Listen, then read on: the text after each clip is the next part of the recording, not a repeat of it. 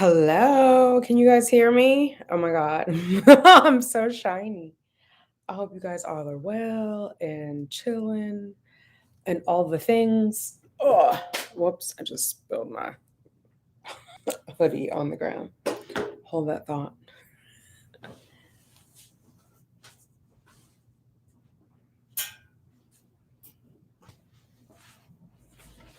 Okay. Let me know if you guys can hear me. We're 30 seconds in. This is my first time doing a live on Becoming Tanika. So we'll see how it goes. Hopefully you guys have your notifications on so you see that I'm live and will join me. Yes, I just finished brunch.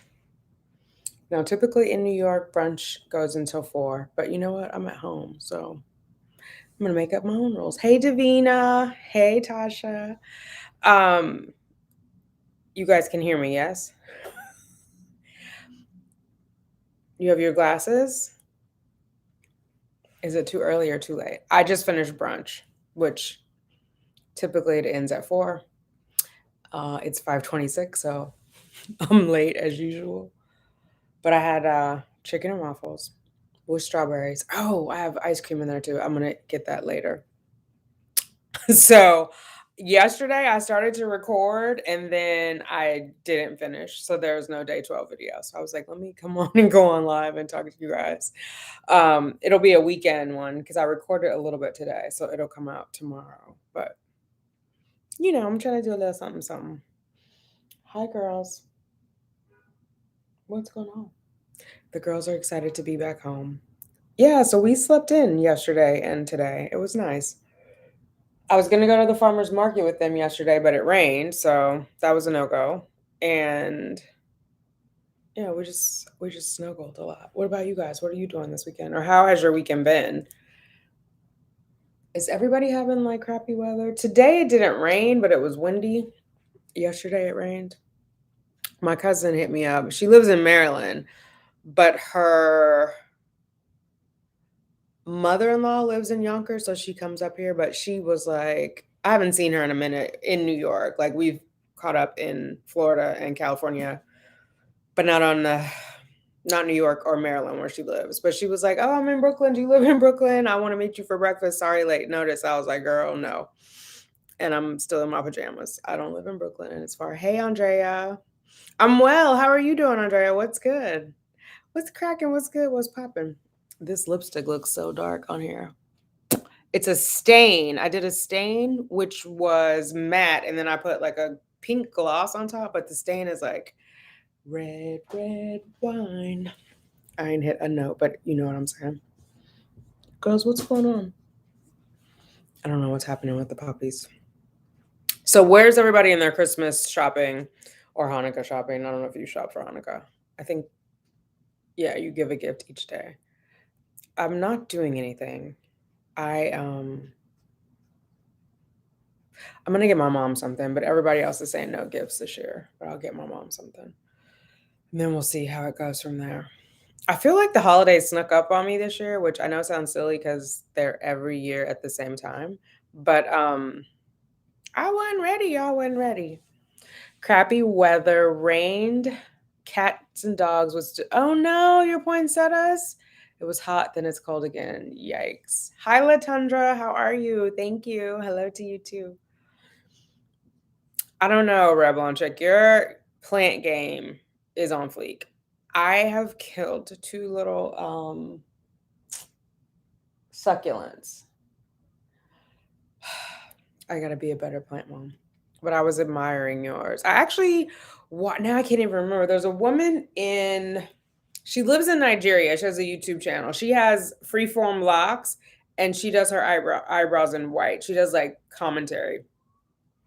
But she was trying to get some plant, and she's now in Nigeria. She's originally from the States, but I'm not sure where. Like she's lived a little bit of everywhere, multiple countries, yada yada. But she was talking about plants and how she had grown, and they were trying to overcharge her for some plants. I need to experiment a little bit more and be more mindful. I thought the succulents would be easy, but they haven't been. So there you go. Davina, you have beautiful weather, crappy weather Saturday. Okay. I had not done any Christmas shopping yet. Yeah, I'm boycotting Christmas this year. I'm like, oh my God, I can't. And then I just realized today I didn't order the Christmas cards yet. When Cheyenne and I did the opening for Vlogmas, can you guys see me? I feel like you're getting a lot of ceiling. Okay. When we did the opening for Vlogmas, I was supposed to take that video and do still shots and do the Christmas cards, which I have not done yet. Now I feel like I made my belly in view, which is gonna bug me. Sorry, guys. Okay, but that'll have to do. But yeah, I don't know. The spirit of Christmas has not caught hold of me this year. It's a lot going on. A lot of like closing out the year and then a lot of like preparing for next year. I know by this time next year I want to be in a different place and I'm trying to figure out, okay, what are the steps that I have to do to get there? But then also after reading the Abraham Hicks, like how do I appreciate and enjoy where I am? It's a lot. Like, oh my God. You killed your first aloe. Oh no. Okay. Okay. That makes me feel better. I mean, not that I'm sorry that your aloe died, but at least it's not like um I'm a plant killer. Yeah, I thought the succulents would be, I don't know. I was just like, oh, these will be easier. But mind you, when I got them, I got like 6 and then I got 4 more. So I should have just focused on the 6. I was feeling a little overconfident.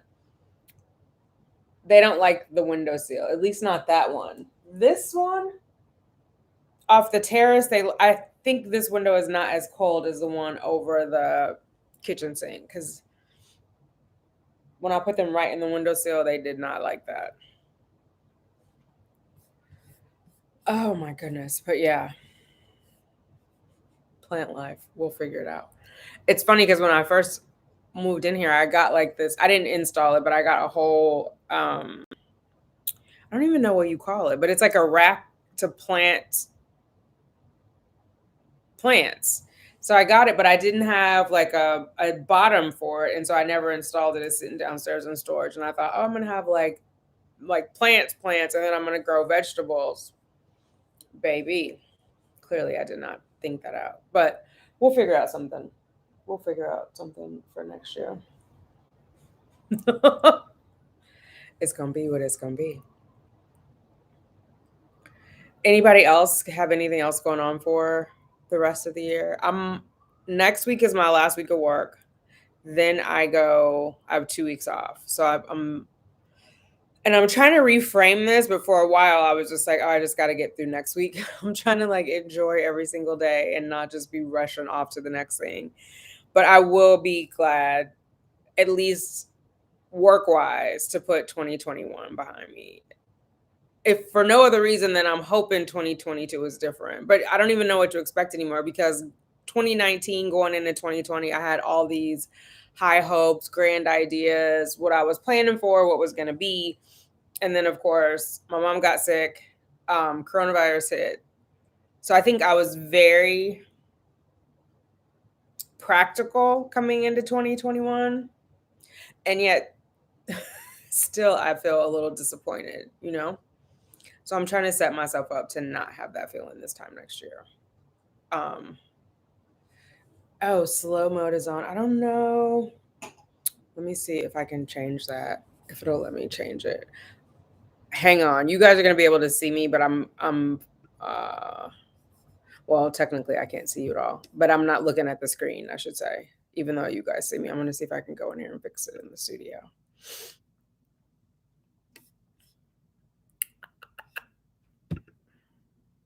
It might have been in the default settings and I didn't. This is my first time going live on this one. And there's like, it asks you these different questions and I might have checked the wrong box. Let's see.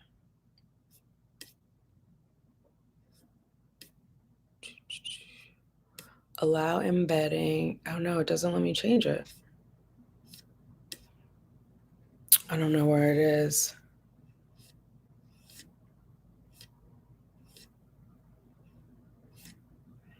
Age restriction. Good Lord.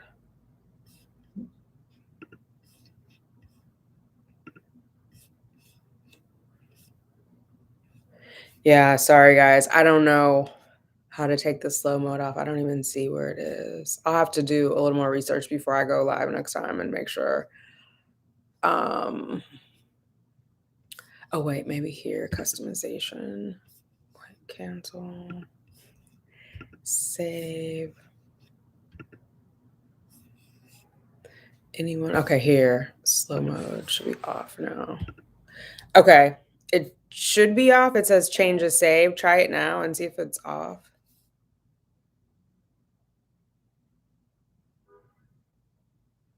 Oh, I see. It says message delay. How long you want participants to wait? Oh, it was on 60. So it was like a minute. Okay, hopefully that takes the lag off, guys. I'm back. I'm looking at the screen again. Just saving up as much as I can because I'm due in 12 weeks. Oh my God, 12 weeks? That's crazy. Um, so wait, January will be 4. February. So are you doing March or am I counting that wrong? Are you ready? Have you bought all the stuff? Try not to overextend myself to others, focus more on my health. Good for you, Davina. I think that's important, especially this time of year, because I think people they know we're in a giving spirit and like we're just more optimistic. And I do think we have a tendency to overextend ourselves and not want to say no. So I think it's good that you set that as a goal. I didn't want you to think we aren't. Hopefully, Tasha, that worked. Let me know. Okay, you said yes, it is. Did we just start? What I miss? Hey, Janaya, how are you? Randomly found the live. We just started. You haven't missed much. We're talking about wrapping up at the end of the year, managing our expectations for next year, and also not overextending ourselves. So that's kind of what we got going on. But we did just start. I am doing this in lieu of editing a video for today because me and the lettuce have had a good time this weekend, and the girls, we were nice and snuggly. So there'll be a double vlog tomorrow. And yeah, we're just hanging out. Ain't nothing here but us chickens. Hopefully you have something. If you can drink, not everybody can drink, I understand. But yeah, just getting our mindset ready for 2022.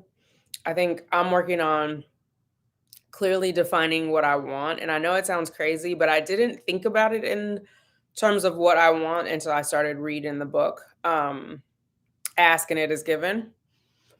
So I think that's helping me set my intention for 2022 because going into 2021, my only intention was I don't want it to be like 2020. Well, guess what? It wasn't. It wasn't like 2020, but nothing that I wanted was in it. You know what I mean? But I didn't clearly define what I wanted, which must make me like a terrible partner. Well, I'm not going to judge myself. Let's just be glad I'm single because imagine having expectations of somebody and not clearly articulating what they are and just hoping they're going to happen. That's where I was. So I want to have expectations of myself in 2022. I want to be able to articulate them. I want to be able to hold myself accountable so that I'm not feeling blah. Hey, Cheyenne, girl, how come you're not out in the city? Have you been exploring New York City yet? Um, just got dressed, warm drinks in Manhattan. Oh, nice. Where in Manhattan are you? Um, I'm having a little bubbly. So yeah, I'm in pre PTO mode, 4 days of work left this year, trying to slow and wind down into my time off this year. So I feel vacation. Oh, I like that. Yeah, I have 5 more days. So I've got Monday through Friday of next week, and then I'm gone until the beginning of the year. And then I took the first day of the year off. So I think that's the third. So I don't go back to work till the fourth. But I was saying before you came on, I don't want to like rush through it. I'm trying to be mindful of like enjoy this day, enjoy where you are, because in my mind I'm already on vacation or I'm already like not working. And so I like what you're saying about trying to slow down and wind down so that when you do get to your time off, like it feels like time off right away. I'm a fan of that. I need tips. Um, FOG, FYI. I don't know what FOG means. Fogue? Hey, Tanika TTC, how are you? Welcome. Dina, I don't know what FOG means. If anybody else knows what FOG, hey, Google, what is FOG? Or no, VOG. Sorry, I don't have any information about that. Hey, Google, what is VOG? According to Wikipedia, VOG is a form of air pollution that results when sulfur dioxide and other gases and particles emitted by an erupting volcano react with oxygen and Hey, moisture in Google, the presence. stop. I don't know what that is, guys. Aching so bad for Mir and her husband, Raymond. Oh, yeah. I think I know a few ladies have reached out to me prior to the loss about incompetent cervix, and I always sent them to her because I know that she had gone through that and had the cerclage. And I think in one of the lives on IG, someone was saying that they were having a trans abdominal cerclage. Hopefully it works out. I don't know enough about it to speak about it like intelligently. I have a general sense of what's happened and what the remedy is. But I think a loss of any kind is hard. Yeah, I don't know. I just think a loss of any kind is hard. I feel horrible for them. And I feel horrible for the way that it's kind of been received on the internet. Because I think those of us who put our stories out there and are vulnerable are doing it not for our own selves, but for the benefit of the collective. So I just feel bad how it all went down. But hopefully she'll have the tools that she needs to move forward, you know? That's all I can hope for any of us. Oh, Janaya, you started with some boundaries at work. You're a recovering people pleaser. Me too, honey. Me too. People stop trying to spread me thin. People stay trying to spread me thin, and I push back on that madness. Good for you. I have two. Like all through the pandemic, I think I was like eek eek eek, and then when the George Floyd thing hit, it was like, phew. And then oh my god, I can't think. Simone Biles, when she came out and was talking about mental health, it was like, phew. Like we get to say no, and no is a complete sentence. And so I've been flexing that. I'm a recovering people pleaser as well. Hopefully, I don't know if it's like other recoveries where it lasts a lifetime, but good Lord, I'm just glad I'm standing up for myself. I'm glad you are too. It sounds like you're ahead of the game because you're like in anticipation of being on vacation. Like day one, you're really going to be on vacation, which I respect that. Yeah. Hey, Davina. I didn't do this in StreamYard, you guys, so I did not I can't put your comments up on the screen. Next time I do. This is my first time doing a live over here. And on my own on my own channel, this is my channel. So on the main channel, I have like the presets, so I kind of know what I'm doing, but I didn't want to restrict this one. The other one I always restrict to subscribers. I didn't want to restrict this one to subscribers because it's new, and I don't, hopefully there's not trolls over here like there is in the TTC community. I never thought I would have to say that, but yes, no is definitely a complete sentence. And it's powerful to sit in the no, because the people pleaser in me would have, the former would have had the no and then felt the urge to say a bunch of words afterwards to so that person didn't feel bad. You know what I mean? Like I was more worried about how they felt about me saying no than I was about defining my own boundaries. Like I had to build myself up to say no.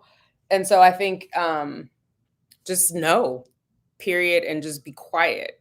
Like you don't owe someone an explanation about why you can't do something. Because otherwise it wasn't a real ask, right? If someone asks you something, you have the right to say yes or no, or I'll get back to you. And if you say no, they should keep it moving. So there's no is powerful. Like respect the no. Um, Sometimes it's good to say no to guard your heart. Yeah, I could see that.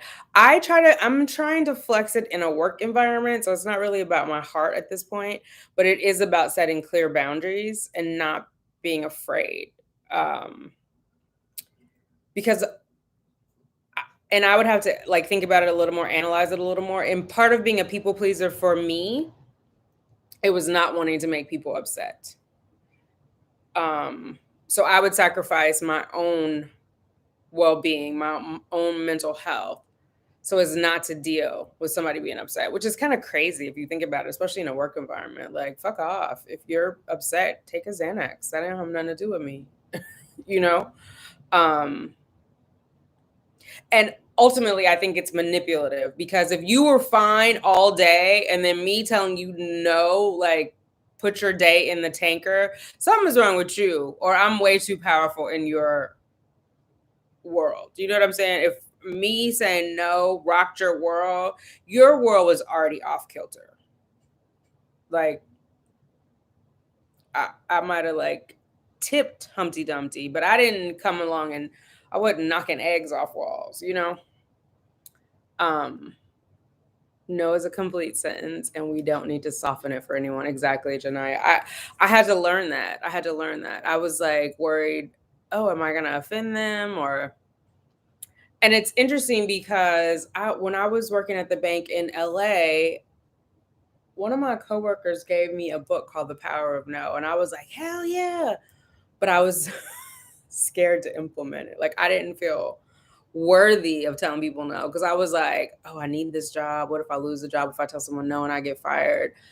Which I don't know was necessarily all paranoia. But I think if I would have just been willing to stand in my truth, I can't undo the past. I just think it probably would have been less bullshit down the road if I would have just stood in my truth because honestly, I knew I was a good employee. I knew I was a hard worker. If me telling somebody no gets me fired, it wasn't the job for me, but I didn't have that type of foresight at that point. So there you go. What lip color is this? It looks cool. Oh, thank you. I don't know. It's a lip stain. I'm not gonna get up and get it. It's a lip stain. And then I put like a gloss on top of it because it's a matte lip stain. And I needed a little bit of a lip scrub, so I don't have no business in a matte. So I just put a little bit of gloss on it. But I'm liking it. It's giving me like red wine. But we'll see. The one thing I didn't take into account, and I don't know if anybody else has had their lips what do they call it? Filled. I was expecting to not have to be able to wear lipstick or to just, but they actually look a little strange with no liner on them. And maybe it's because I have to get used to it, but I just feel like they have to have color on them. I don't know. Otherwise, I don't know. And I don't remember what they were like before, why I didn't, I don't know. Anyway, 2022 is all about me not having to explain myself. Absolutely, Vicky. No means no. And I said what I said. No, that's right. I said what I said. I said what I said. Yeah. That is definitely how I'm going into 2022. Like, I'm not with the foolishness. And not with the dead weight. Like, I don't need any of these like sometimey friends and all. That's like energy. Energy is a precious resource. I'm not just giving energy away to people for the sake of the status quo. And I think it's not like, I don't even know. Like, if you think of yourself as your friends of like as pieces of china, you want to collect the finest pieces of china, right? You don't want to have like this one rinky-dink piece that you keep making excuses for because you had that piece of china for 20 years, but it's not fitting in the china case. It doesn't, like, that's how I'm thinking of people. And it's not that I don't love them. I don't think that everybody we love has to be in our life on a regular basis. It's just like, it's not that I don't want to see you eat, just not with me. You know what I'm saying? Like, you go be, you're great over here. I'm gonna go, like, our energy is not meshing. And if it's meant to be, we'll come back together. But maybe they were a season, maybe there were a reason, and maybe that has passed. It's not I hate you, but it's a no. I'm not moving forward with you. No, you will not be a part of my future. I respect you for being a part of my past because inherently you've contributed to who I am today. Now I'm gonna go be somebody else tomorrow. You know what I mean? I'm on another leg. Somebody's out in the hall. I think the neighbor is putting his trash away. Hey, That's enough. It's so dark. It's only 5:50 here on the East Coast. Ma'am, ma'am, can you come over here? Come here, Justice. Sorry, guys. Oh no, here comes Liberty. Oh, it's the porter. He's vacuuming. Okay.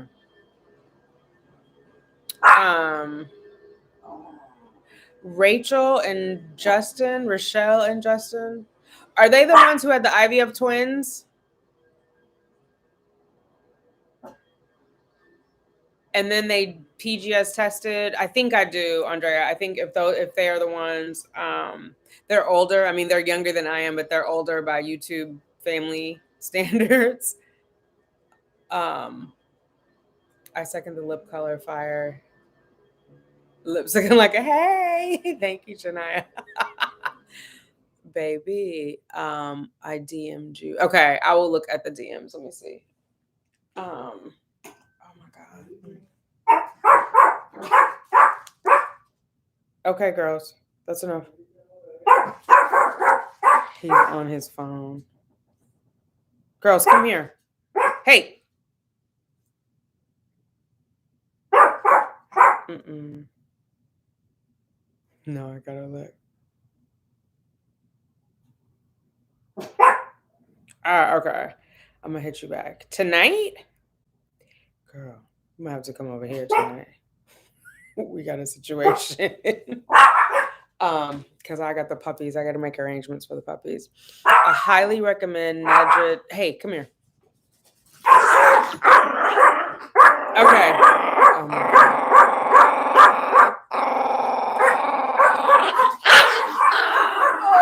Okay, girls. Oh my God.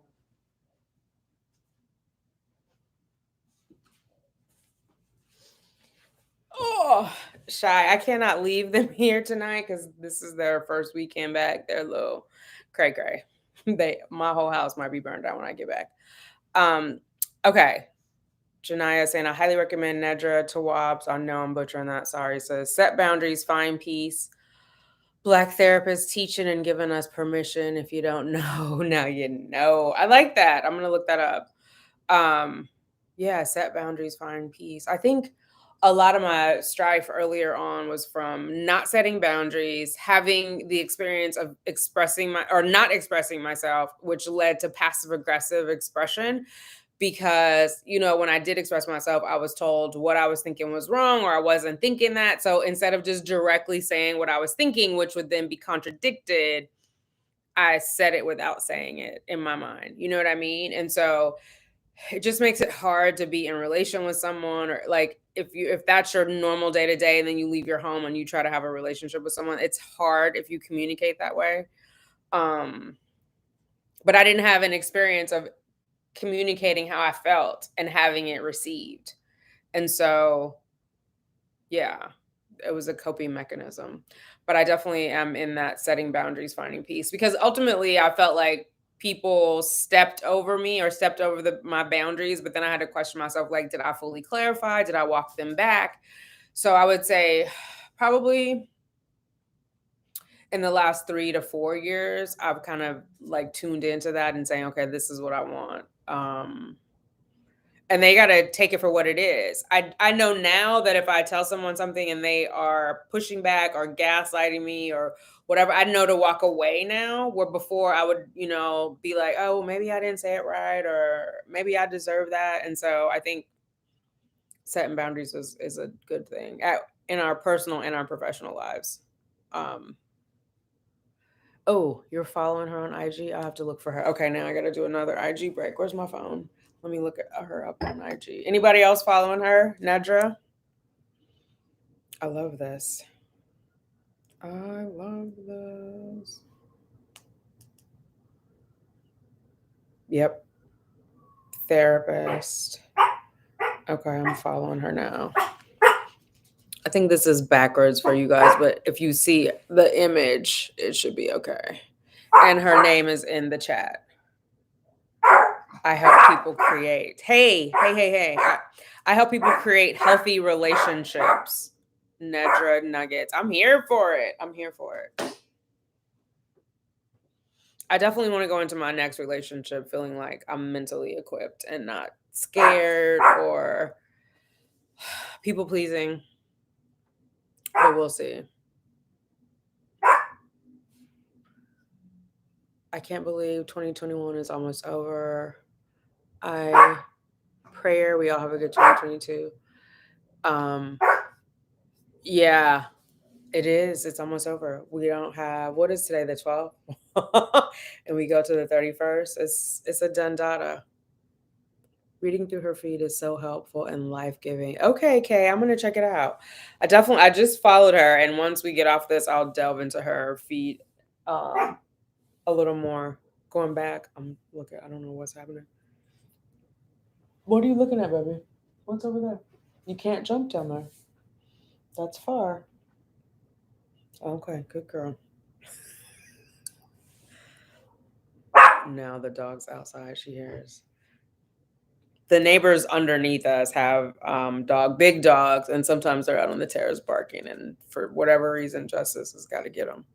Hey TK, how are you? Welcome. I'm not in StreamYard, so I can't put the comments on the screen where you guys can see. This is my first live over here, and I have to set up my control room. So that is the plan, Janaya, is to bring the girls. We'll see. Things are kind of falling apart on my trip home, but we'll see. I'm still hopeful. I got my Moderna booster this week, so I feel good about that.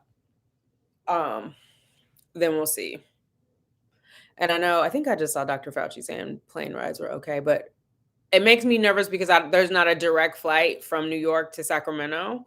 At least not on Delta, because my mom will always be like, "You can fly JetBlue," and I'm like, "Who can fly JetBlue?" Anyway, so I'm trying to. But yes, the plan is for them to come and meet their grandma and their cousin Elsa, my sister's Yorkie, she's the reason I came home and bought 2 Yorkies when I came back from California last year. Off topic, but which dog is which? Oh my God. So this one is Justice. She's the smaller one and the older one. She's born May 8th of last year. And I don't know where Liberty went. Liberty is a little chubbier. We call her Big Booty. This one is like a teacup. I mean, I know Yorkies are toy brands, or is it brands? Toy breeds. But she's actually a teacup, so she's smaller. And just think of it as like Justice is small in America. And Liberty is a little bit bigger, but not by much. But we just call her Big Booty, Big Booty. She's wider. She's that wide body. Just as soon as I said situation, they went off. Yeah. If I would have known, for some reason, I thought you were coming like Tuesday or Wednesday. I think I got it mixed up. If I would have known, I would have had Cheyenne come and look out for them. But I think she said she's coming home tomorrow. So either we can do drinks tomorrow or we can do it Tuesday. I know you said you got a house, but I wasn't sure which borough was the house. Heading home the day after. So she's not coming home till Tuesday. So ideally Tuesday, unless you want to come up to Harlem and then I can sneak downstairs at the taco place. We'll figure it out though. I'm not sure if I'm going to get the booster. I'm thinking of holding it off. Yes, Kay, Justice is small in America. That's what I had to tell the dog keeper too, because he was like, he can't tell them apart. Like, to me it's so normal, but then, and they're not twins, they're not even actually blood related, but I'm going to relate this to my twin sisters because people are always like, they can't tell them apart, and I'm just like, how do you mix them up? Like, I can, like, their names are Lisa and Leslie, I can clearly tell Lisa from Leslie, but maybe because we grew up together, and so maybe because I've had them, from 8 weeks, like, it's just very obvious to me. But when the dog keeper, who he's had them the second most that I've had them, can't tell them apart. Like, he gave me separate jackets to take them in so he doesn't get them mixed up. Now, have I done it? No, I haven't even taken off the tags for this dog. I'm just like, it don't matter. Except their clothing size is different. But I'm like, even if you can't tell like which one is Justice, which one is Liberty, if you open up the coat and it says extra small, then put it on the dog that's extra small. Like, I'm confused. And then put the small on the one, you know what I mean? Like, clearly one is significantly bigger than the other one. Like if you have them both with you, I get it. You guys see them on camera and they're running around, but if they're like both in front of you, Liberty is significantly bigger. She got that wide body. Um, I had a friend who was vaccinated but held off on the booster and got COVID around Thanksgiving. Dang, she had a hard time of it. 2 weeks in and still full. Oh, that sucks. Hey, Aisha, how are you? So I did. I don't. I know some of you guys have been watching Vlogmas because you had your notifications on, and that's why you're here. I did the Moderna.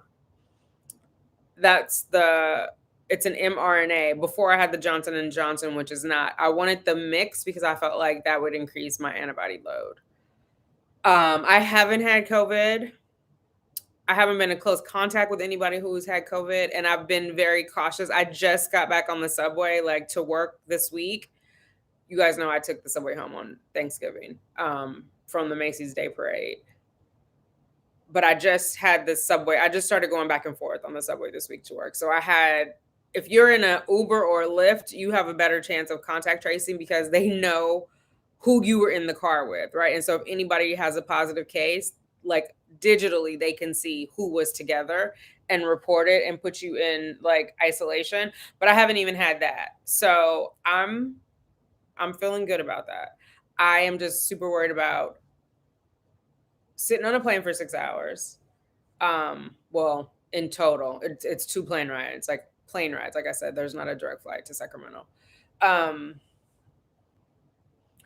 Or should I like stay in a hotel for a couple of days? That's what I'm trying to figure out, and then do a PCR test there. I just want to make sure that I don't expose my mom.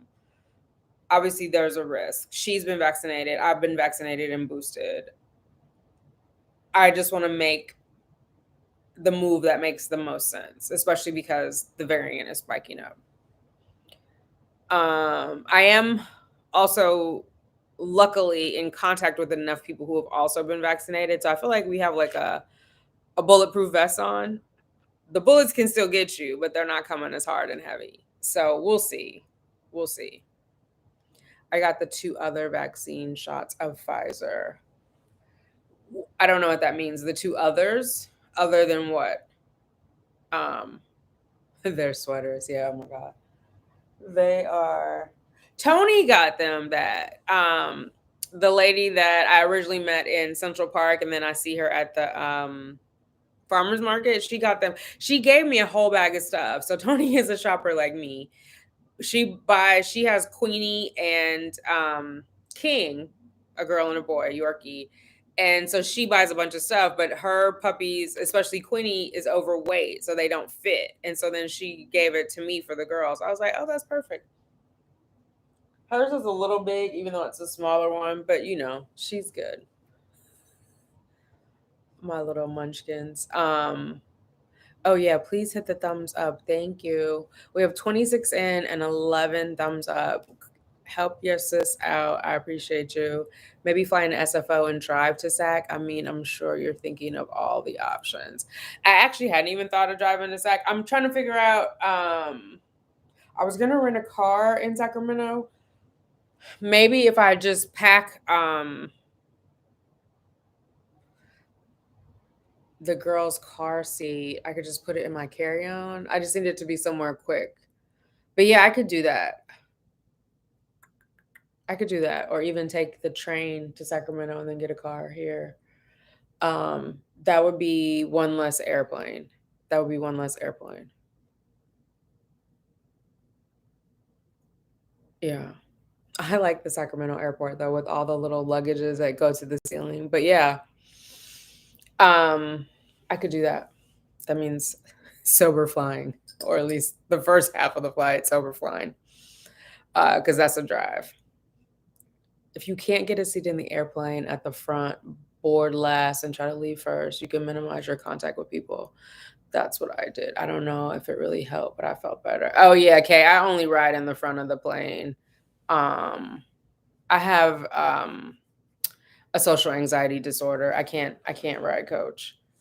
So I would be there. But Mrs. Living in Hope gave me another load of fear when she was saying like the bathrooms are probably where there's a lot of like spreading, because They explain the thing where the air is coming down on top and it's blowing down and out, and so you're not actually breathing other people's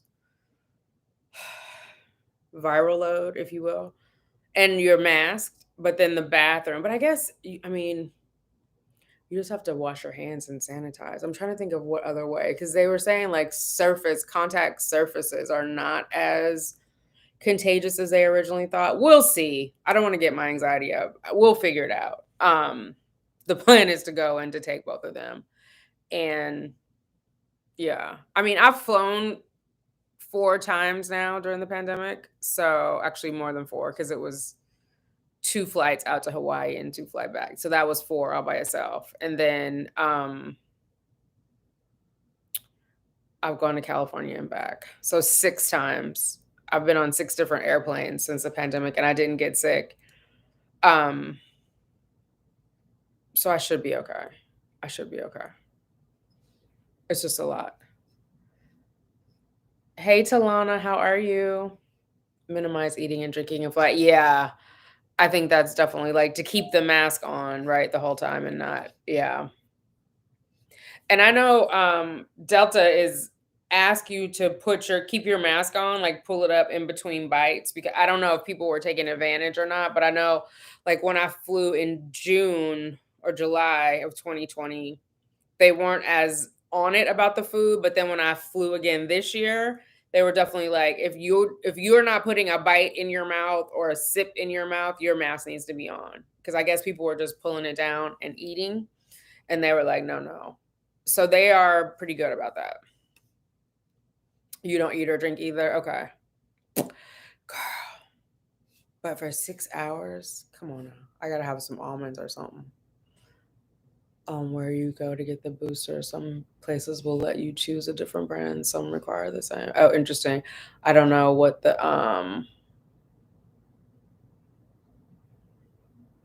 Oh, okay. So Janaya's answering. I honestly feel like it's your decision. They can't, but Janaya, you may know more than I do. I don't believe they can force you to get one or the other. They might deny you, in which case you would just get up and go out. But the people that I know who have gotten the boosters have gotten to select.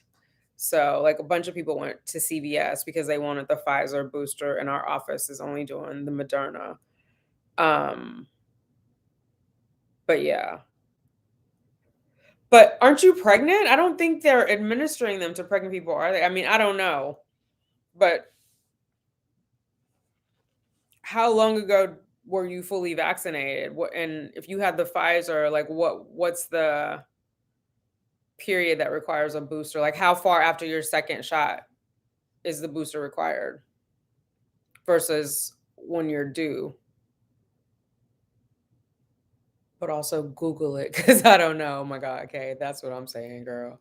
And it could vary from not only where you are, but who's administering it, right? Like I'm in New York, but who knows if Manhattan is doing what Yonkers is doing, what upstate is doing. You know what I mean? Like I think the best information is look at your local resources. Cause girl, we just your friends on the internet.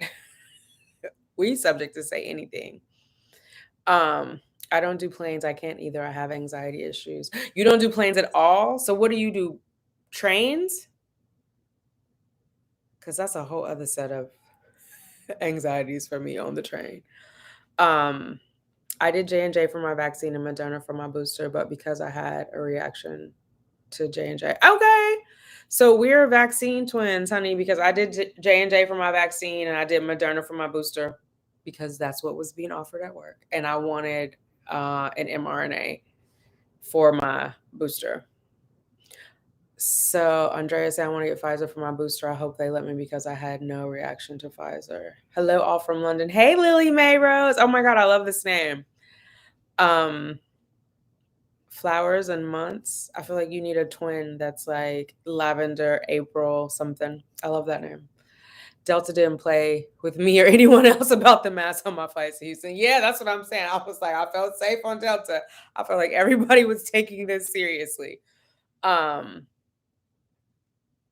got Moderna first and Pfizer booster, but I'm also military, so they do both. Okay, Talana. Yes. Yeah. I mean, at this point, honestly, I don't think it matters. Just get inoculated. You know what I mean? Whatever you feel comfortable with. If we couldn't mix and match, then the CDC would have been like, "Oh, there could be a reaction." Um, yeah, when I went in, I'm sure you guys, for some of you guys who saw the vlog, but when I went in, the nurse who was doing it was trying to like get me to sit there for 30 minutes after because I have a reaction to penicillin. But I was like, I'm at work, clearly. I have to go continue working. And she was like, well, can you just stay for 30 minutes? 30 minutes? You guys should say that. I don't have 30 minutes to sit here. No. And my EpiPen, she was like, well, we have an EpiPen. I was like, okay. She said, I have to strongly recommend. And I was like, I understand. And I have to strongly get my ass to my desk because I got shit to do. So, yeah. But I didn't have a reaction. I mean, my arm was sore. I think I left the Band-Aid mark in. Yeah.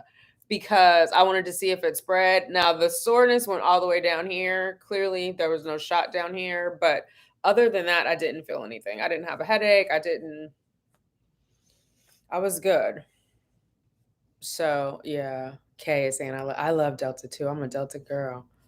Um, I have my Amex is Delta Platinum, which goes into my Sky Miles. So I'm just like, yeah. I love me some Delta. I got Moderna first and Pfizer booster. Okay. Just note the booster is half dose. Right. Is a half dose. Is a half dose of a half a dose or just a half dose? Meaning like a Moderna booster is equivalent of the first Moderna shot, or a Moderna booster is equivalent of half. I guess that would be a quarter, right? If you're saying a full shot is the. What are you saying, Janaya? Oh my God. I got fully vaccinated back in June. And when I went in for my doctor's appointment, I talked to her and she said she definitely recommends getting the booster because of the new variant. Okay. So it sounds like she's not concerned about the time of when you need a booster, but just because of the variant. I mean, girl, I would follow my doctor before I would follow some ladies on the internet. That's just me personally. The booster kicked your butt, TK. Which one did you get? Oh my God. I'm lucky. I know because then when people at work were like, oh, you should have done it on Friday instead of Thursday. What if you have a reaction? And I was just like, don't talk up no trouble. My kids are fully vaccinated and got their booster and just had a sore arm. Okay, that's where I am, Talana. I just have a sore arm. Okay, you were lightheaded after both of your shots. So even if they hadn't asked me to stay, I needed to sit down. It sucked. Okay. When I did my original vaccine, Kay, I did sit down because I was just like, I don't know what's gonna happen. I did. And I went to the Javits Center. So it was like a giant auditorium, but it was also like at 2:30 in the morning. I had nowhere else to be. So I was okay to sit. And it was still very new. I got mine in March. So I was just like, let me just be careful because I don't want to get in the back of an Uber and be stuck. And at that point, I didn't even have my EpiPen yet. I hadn't gone to the immunologist. So yeah, I was extra cautious. But I just felt like I'm at work. If I pass out, somebody's gonna see me. Not that I felt like I would, but I was just like, I'm not going home alone. You know what I mean? So and for me, my reaction is typically like an anaphylactic reaction with penicillin. So my face starts to swell up and then my throat starts to close. But I've had a reaction, not even to penicillin, to something else at work. And I mean, I don't know about you guys, but I'm not sitting around looking at my own face at work. But I went into a meeting and somebody was like, your face is getting bigger and bigger. So I went to the health center, to the medical center. But I don't know.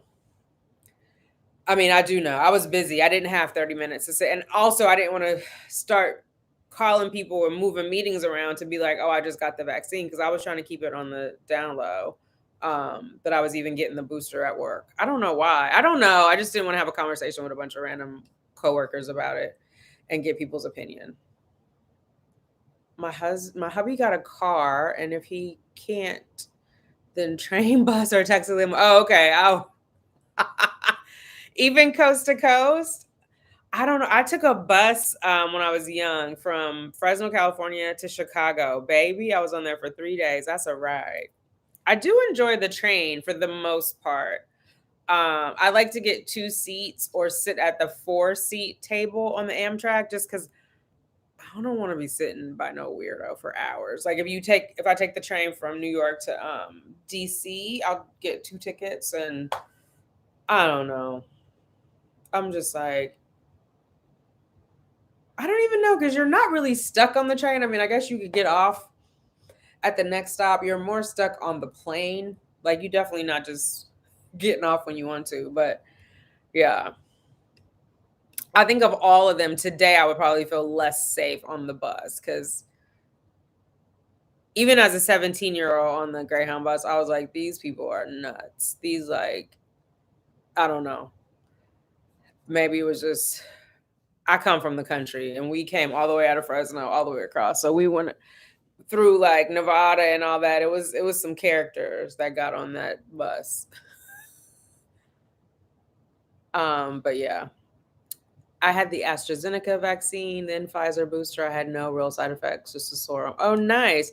So you're not in the States, right? I don't think AstraZeneca was approved in the States. I think it was just Pfizer, Moderna. Y'all let me know, and J&J. But I feel like AstraZeneca was like the first one. I don't know why I feel that way. I could just be misremembering, but I do feel like, whoa. Sorry, I'm trying to get you guys closer to me. Moderna vaccine and booster. Okay. So there you go. You get 1 dose twice for the full vaccine. The booster is half of 1 dose. So it is a quarter. Okay, I gotcha. All right. Well, that's good to know. Everything going on in this world just making me so nervous. Yeah. I mean, I think we all should try and control what we can and accept the rest and not get caught up in all the am I squishing you? Am I squishing you? She's like, leave me alone, lady. Um, yeah.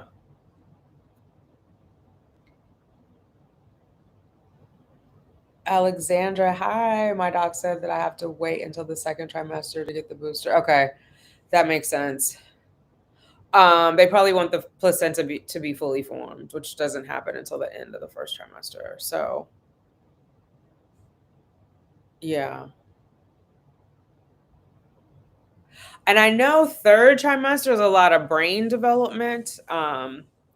So I guess if I had my druthers, I would do second trimester. Obviously, I would consult with my OB, but that probably would make the most sense. Janaya, I did a drive-through and they made me go park next to the nurse's tech because I had a reaction to J&J.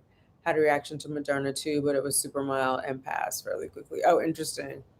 How severe was your reaction to the J&J? I had a headache, but they told me that I was going to have a headache, so I had come home and taken a Tylenol and went to sleep, and when I woke up I still had a headache, so I don't even know what it would have been like without, but it was tolerable. It wasn't like I was on my back like Snoopy. Alexandra saying it's okay for pregnant people in general. Okay. You've been on 8 flights and you got at least one more ahead of you because you're going back to Vegas. Yeah. So, yeah. If you are hydrated, it helps a lot. My second shot, maybe that was it too, then, because I've been staying hydrated these last couple weeks. Like I've been getting my water in, so that might have helped. I was definitely dehydrated when I had the Johnson and Johnson. Like I was, whew, in a rough spot. My second shot, I just had body aches for like 12 hours, basically while I was asleep, and I woke up and did a full set of nails. Okay. A full set, like acrylic and the whole nine, because baby, I need to know. Um, yeah, definitely it's just being safe, Cheyenne. I agree. Airplanes are extremely safe. Yeah. It was actually a nice flight from Vegas to New York. Oh, good. Okay, Lily May Rose, you are in the UK. Don't think they administered that anymore. Some people have had adverse effects from it. Something about blood clots, but that was quite rare. Johnson and Johnson had a scare on the blood clots too, and then they halted here in the US. They had halted distribution for a minute to test that out, and then they started administering it again. So yeah, I mean, the more people that are vaccinated, the fewer variants we're going to have. I feel like people didn't go back and read about the influenza and how it went down, and then people were like, the cases went down and then people were a little reckless, and then the second wave was much larger than the first. And then I feel like the media is misreporting these different waves. Like, some of these might have just been ripples. They might not have been really waves. So we'll see. I think coming out of winter, we'll have a better idea. I know companies who have been planning to return in January are looking at not having people come back in January, which I predicted that months ago, and people were like, "Oh, you don't know." Um, I know people weren't vaccinated. I know that, so I know we ain't out of the woods. So I don't even think we have 50% of U.S. vaccinated. 20-30 minutes after J&J, heavy chest and breathing. Oh shit. Had some throat tingling, swelling with Moderna. They told me it would be a good idea to take Benadryl before. Okay. Oh wow. I'm glad you're okay. That's scary. Yeah. Um, I bought a gel manicure kit on Amazon. I get compliments all the time. Okay, Kay. I'm gonna have to do this. I did the gel colors, but not like I've been doing these press-ons that I have. Oh my God. Um, my little bow. But yeah. But the gel took me a minute and I was not adding nails. I was just doing it on my natural nails, the gel. But it took me a minute to get it like, and actually on top of these, like that black paint is gel nail polish on top of the press-ons, because I just feel like it makes it look not flat. Um But when I first started doing the gels, because my mom and my sister were doing it while I was in California. So when I came back, I was like, oh, let me try. And I got the little dryer and the stuff, but it was like running all over my cuticle. So it took a couple of tries to like get that down. So I have mad respect for the nail techs, especially the ones who are like doing the design and everything else. Like, I felt like a little kid who was like, I don't know how to color in the lines, because the gel was going where it wanted to go. Um, We do 60% in US, but 40 not. We need 70% for herd immunity. Okay. Oh, so we are at 60. I've stopped listening. Like, I think the last time I checked, it was like 49%. So that's good. So 10 more percent. I bought the gel and acrylic, but I like acrylic better. Okay. Why do you like it better? Does it not run around as much? Um, as far as chasing it on the nail? I'm not talented enough to do acrylic. Is it hard? Hey, Mrs. Living in Hope, how are you? Um, I don't know if it's hard. Talana will have to tell us. Like I said, I struggle just to get the polish on the nail. People on the train will just randomly talk to you. I'm a train person, so I'm down with it, but you have to be in the right mood. Yeah, I'm an introvert. I'm like, oh my God.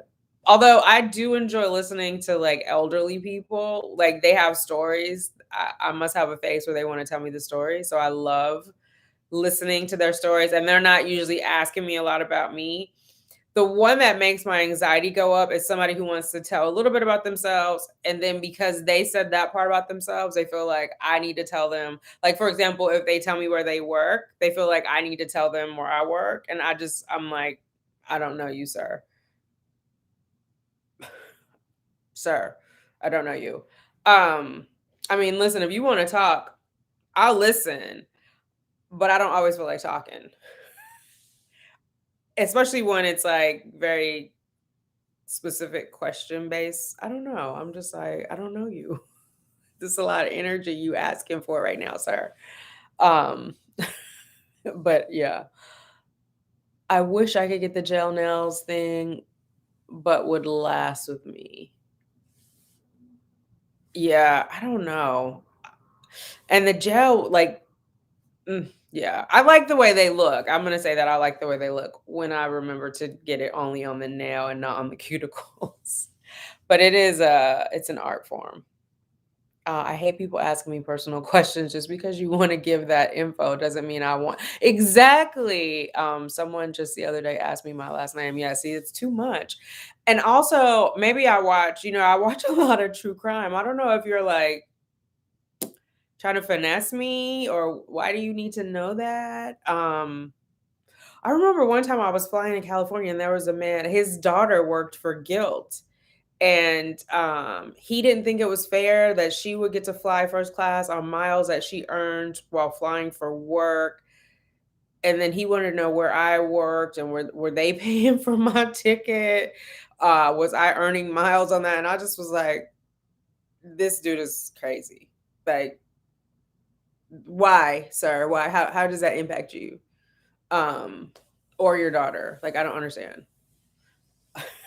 So, um, oh, Laura is saying, Mrs. Living in Hope, she loves your name. Hey, Laura, how are you? Uh, so hey, Emma, to have caught the live, needed the distraction. Yes. Um, December is the month of the great distraction. So much going on. So much I don't want to be going on. Janaya, what are you doing on your holiday? Because you're already ready for day one. Are you going to relax? Hopefully, you get to put your feet up. This year, I don't know what I thought it was going to be like. I don't know. I turned 50. I wasn't sure what that would be like. All the birthdays, though. Then I thought about like turning 40, turning 30.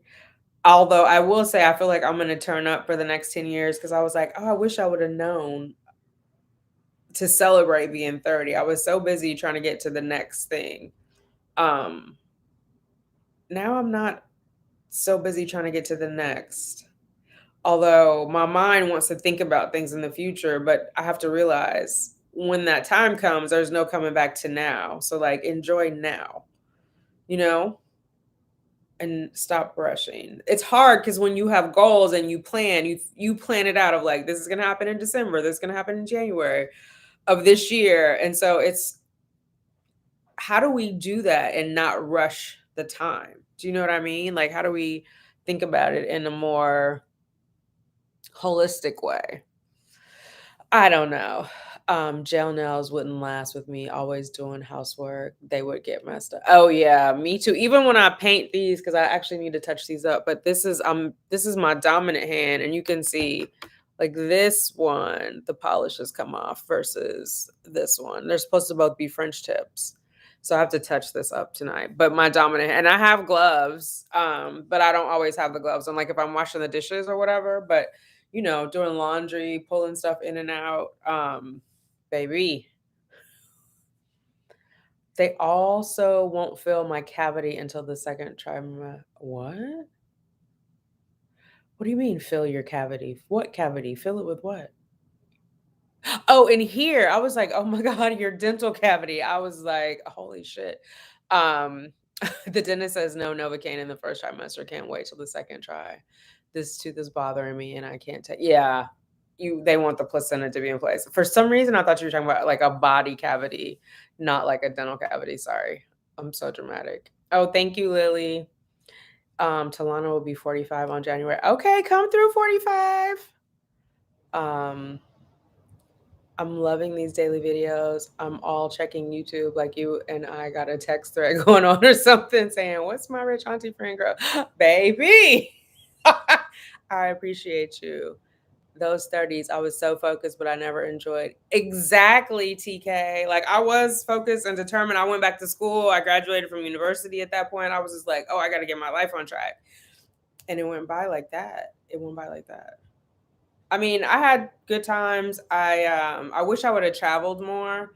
I didn't really start getting into travel heavily until I turned 40. I traveled for work before that. Like I had gone to Canada. Oh my god, not Montreal. I did go to Montreal, but Montreal was after my 40th. I went to Toronto. Um St. Louis. I had already been to Mexico, but when you grew up in California, everybody goes down to Mexico. So it wasn't like I was coming from New York. You know what I mean? But yeah, if I could go back, oh, I'm gonna do that. I'm gonna make a list. If I could go back and tell myself, my 10-year ago self, what would I tell her? And if I could tell my 20-year ago, so my 40-year-old version and my 30-year-old version of myself, what would I tell her? Um, And maybe that informs what I tell my 50-year-old self. I do press on because I'm not coordinated enough to do my own acrylics. I love the Kiss and press ones. Oh, I love it. I do the press ons too. I've been experimenting with the longer ones, so I do like those, and I've been gluing them on. But yeah, there's more freedom in it too, and it's quick. Like I had to take them off for the Macy's parade. I popped them off, and then came home 2 days later and put these on, and didn't miss a beat. I felt good about it. So whatever works. And I've wanted to have them. I just feel like being on all these Zoom calls and Teams calls and all that, like having the nails is nice. My nails and my lips have been my new obsession. Although when you're out, you're in a mask. When I'm out, I'm in a mask. Nobody can really see my lips. But when that mask comes off, them lips is like bam. um I'll be 30 in a few years. Oh my God, Kay, you're so young. You'll be 30 in a few years. So my daughter is 27. She'll be 30 in a few years too. I'm trying to appreciate it, but I just feel like I'm mourning. Oh no, it makes me sad to think about it. Well, enjoy the rest of your 20s as best you can. Try not to beat yourself up about it. What's gone is gone. But you did say you're trying to appreciate it. I'm glad that you're trying to appreciate it. I hope that it ends up successful and that you really get to a place where you appreciate that you've lived life, that you're here, because everybody ain't made it. Oh, you're gonna learn to use your camera, Janaya. Break in my new roller skate. Are they roller skates or roller blades? What you got going on? Work out, reflect on 2021, and create goals and development plan for 2022, and watch movies with my pop. Oh, I love that. Those all sound like good things. I'm definitely gonna reflect on 2021. I've already been doing that, but I think I want to like journal it. I like to do really loud holiday designs. My friends will get red for Christmas, and I'll get Santa's actual face and hat. I love that. I love that. Don't mourn something you haven't lost yet, girl. Okay, that's Laura telling Kay, don't mourn something you haven't lost. Make the best of it. Be happy now. Do what would make your 20s amazing now. And if it's something you can't do, then adjust it. Oh, I love that, Laura. I just told my daughter I'm going to redo my nails this weekend for Christmas, and I'm keeping them long. Nice. The long nails are a little bit of a struggle, but I don't know. I feel like a vixen with them. I'm enjoying them. They probably should be shorter. Like getting necklaces on and off is a little challenging. Buttoning up things, zipping things is a little challenging. Getting in and out of the cabinets, but I like how they feel. It takes me a little longer to type, but I'm managing. You know what I mean? So, and I hadn't had long nails in years. Before Cheyenne was born, I used to always have long nails, acrylics. And I want to do a story time. I have this photo album with these old pictures I want to share with you guys, and you could see my country origins. You got actual roller skates? Oh my God, hitting the pavement on 8 wheels. It's how I'm staying in touch with my 80s self. I know that's right, girl. That means you need a Walkman. I love that. I learned rollerblades when Cheyenne was like 8 because she wanted rollerblades. Oh my God. It's such a trip. But I wouldn't mind doing 8. I wonder if there's a skating rink here. I know there's one in Sacramento. I'm going to ask my sister. I want to go bowling, which means I'll have to cut my nails. And I want to go to the skating rink when I'm in California. Because, baby, and maybe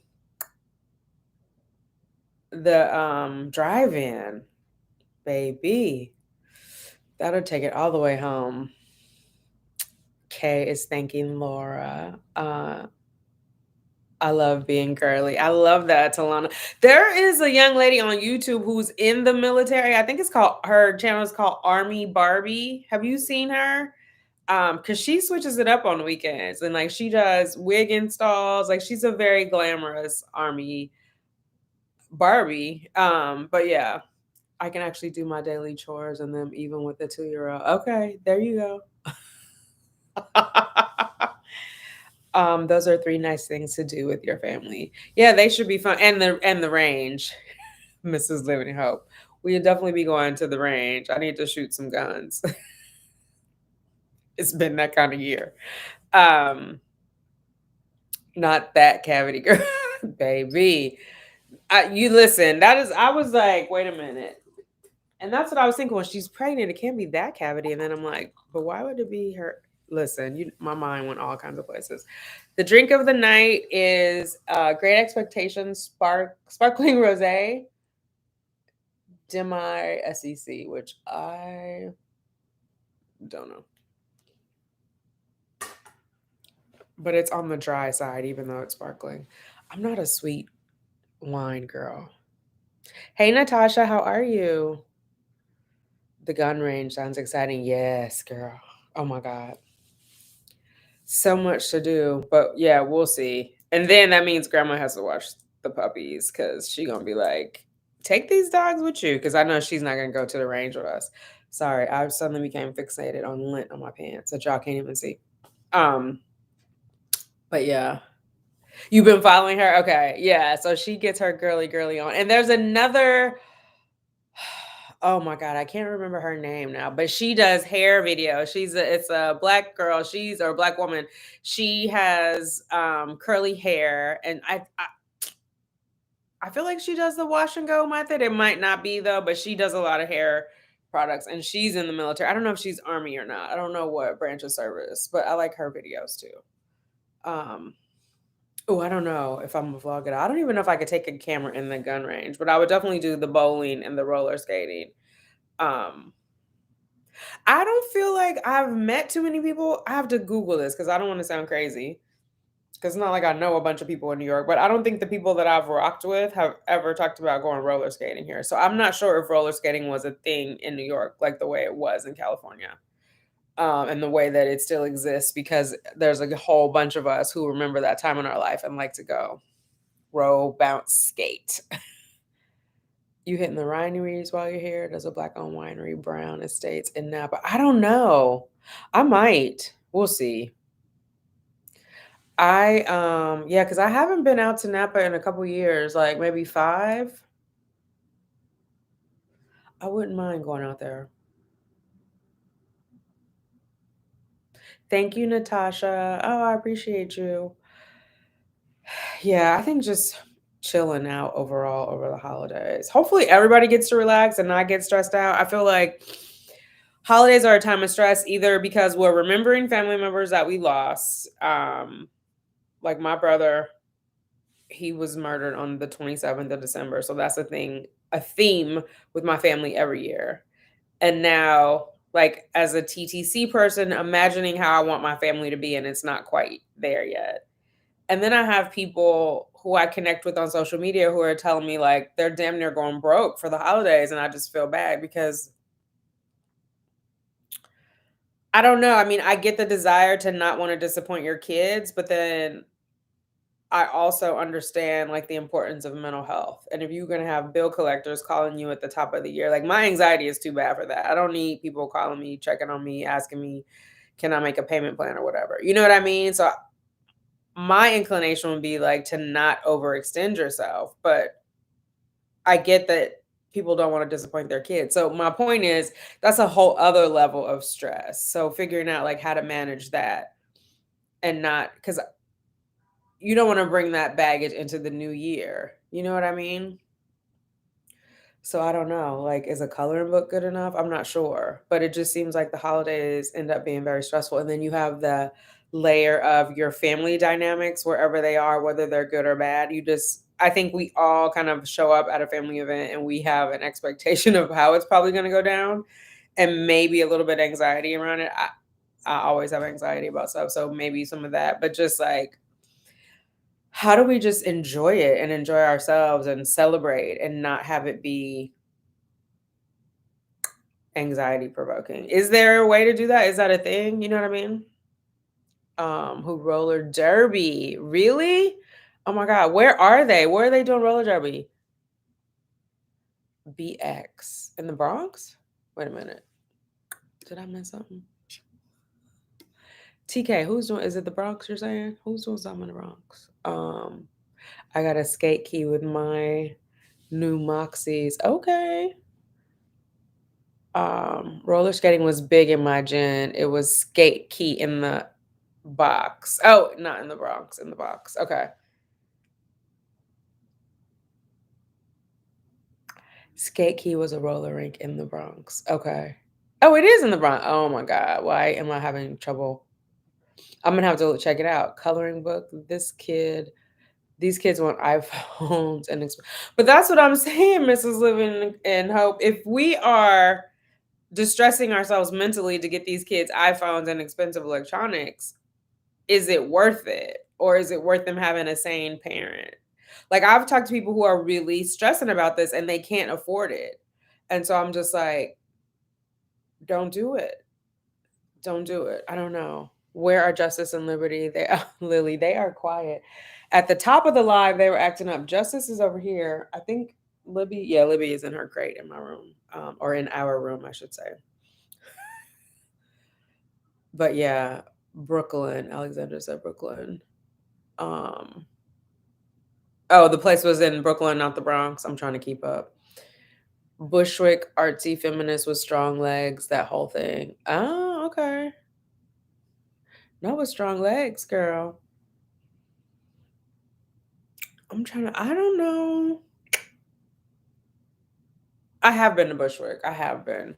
But I think at that point it was already transitioning because I had a coworker, a Jewish young lady who lived in Bushwick. I went to her place. I shouldn't say I've been to her house in Bushwick and we went to one restaurant together, but I wasn't like hanging. That wasn't my spot. You know what I mean? Um, Being a big girl, I thought my booty could handle the falls, trying to learn how to skate, but nope. So I took it to the side of the rink to crack jokes over nachos. Girl, that's the good living. Yes. I still like to be close to the rink. Baby, yeah. Falling ain't nothing nice. And especially not if there's a bunch of people because you might get run over and all that. Yeah. Oh my god, what about ice skating? I was thinking about doing it the other day when I was taking the picture for you guys. I wasn't gonna do it that day, but I was like, should I get tickets to go skate on the rink under the Rockefeller tree? But I was just like, oh, I don't want to crack. I've seen people crack their heads out there too. I'm just like, oh god, because it's so many bodies. You know what I mean? It's so many bodies. I used to go, there was this Pershing Square in LA. My office was right across the street. So I would go out and ice skate out there in the wintertime. I don't even know. I think it was like Wolford Park, something like that. But Pershing Square was the office building. And then right across the street was, no, Woman is in New York. What am I saying? I think it was just Pershing Square where they did the skating. Um, but yeah,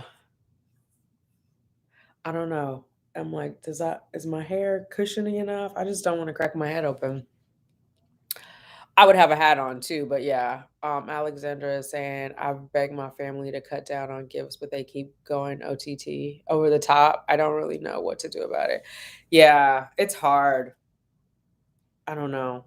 I just think people have to be careful. Especially because if you look at the economic landscape, like inflation is a thing right now, right? We don't really know what's going to happen with the market. There's a lot of next year is going to be crazy up until the election, the midterm. So I just say hold on to your coins if you can. Hold on to your coins.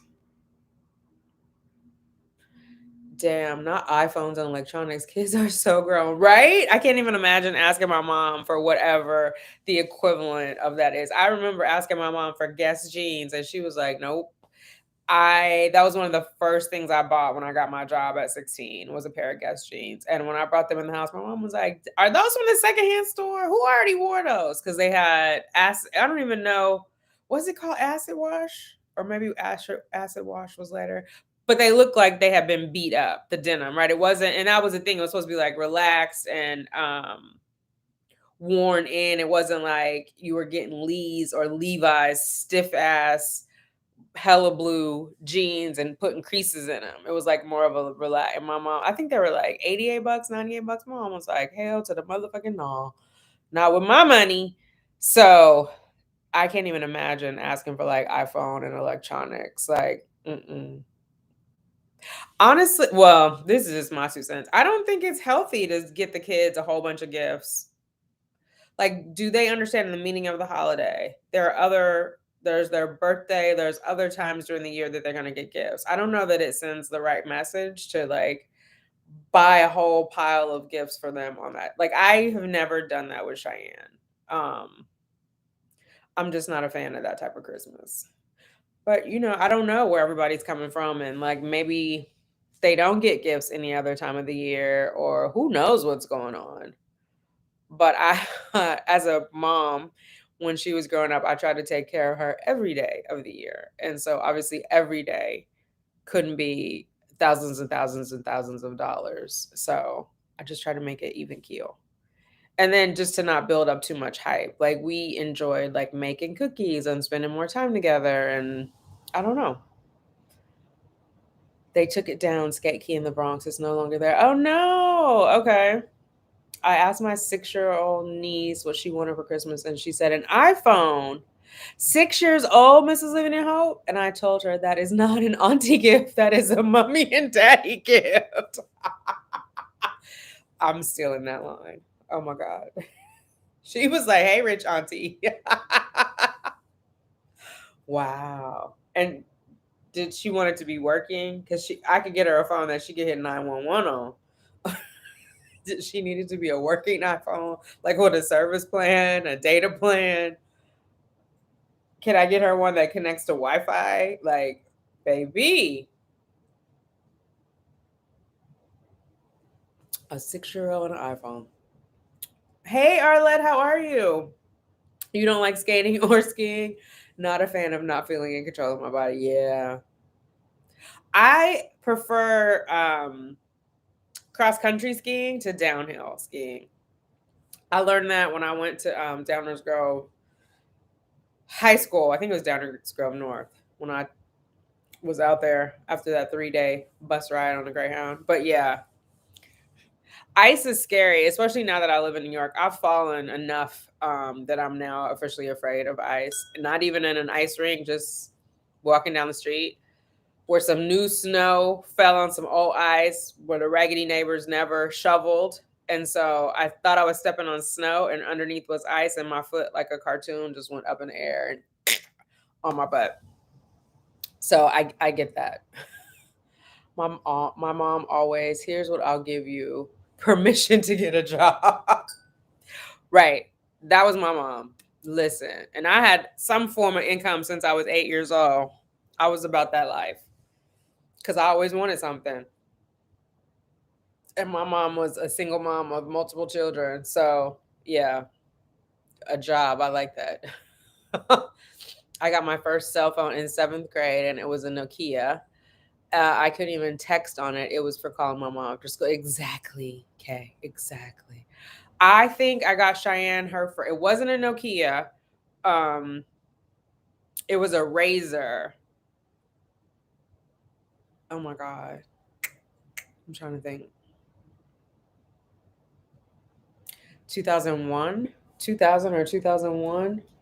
Which, let me see how old she was. It was a pink Razor.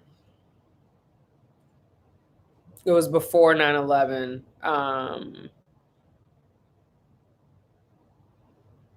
So she was 7. She did get a cell phone at 7. But I was a single mom, and we lived in LA, and she needed a way to get a hold of me. Although, oh my God, it was connected to my account.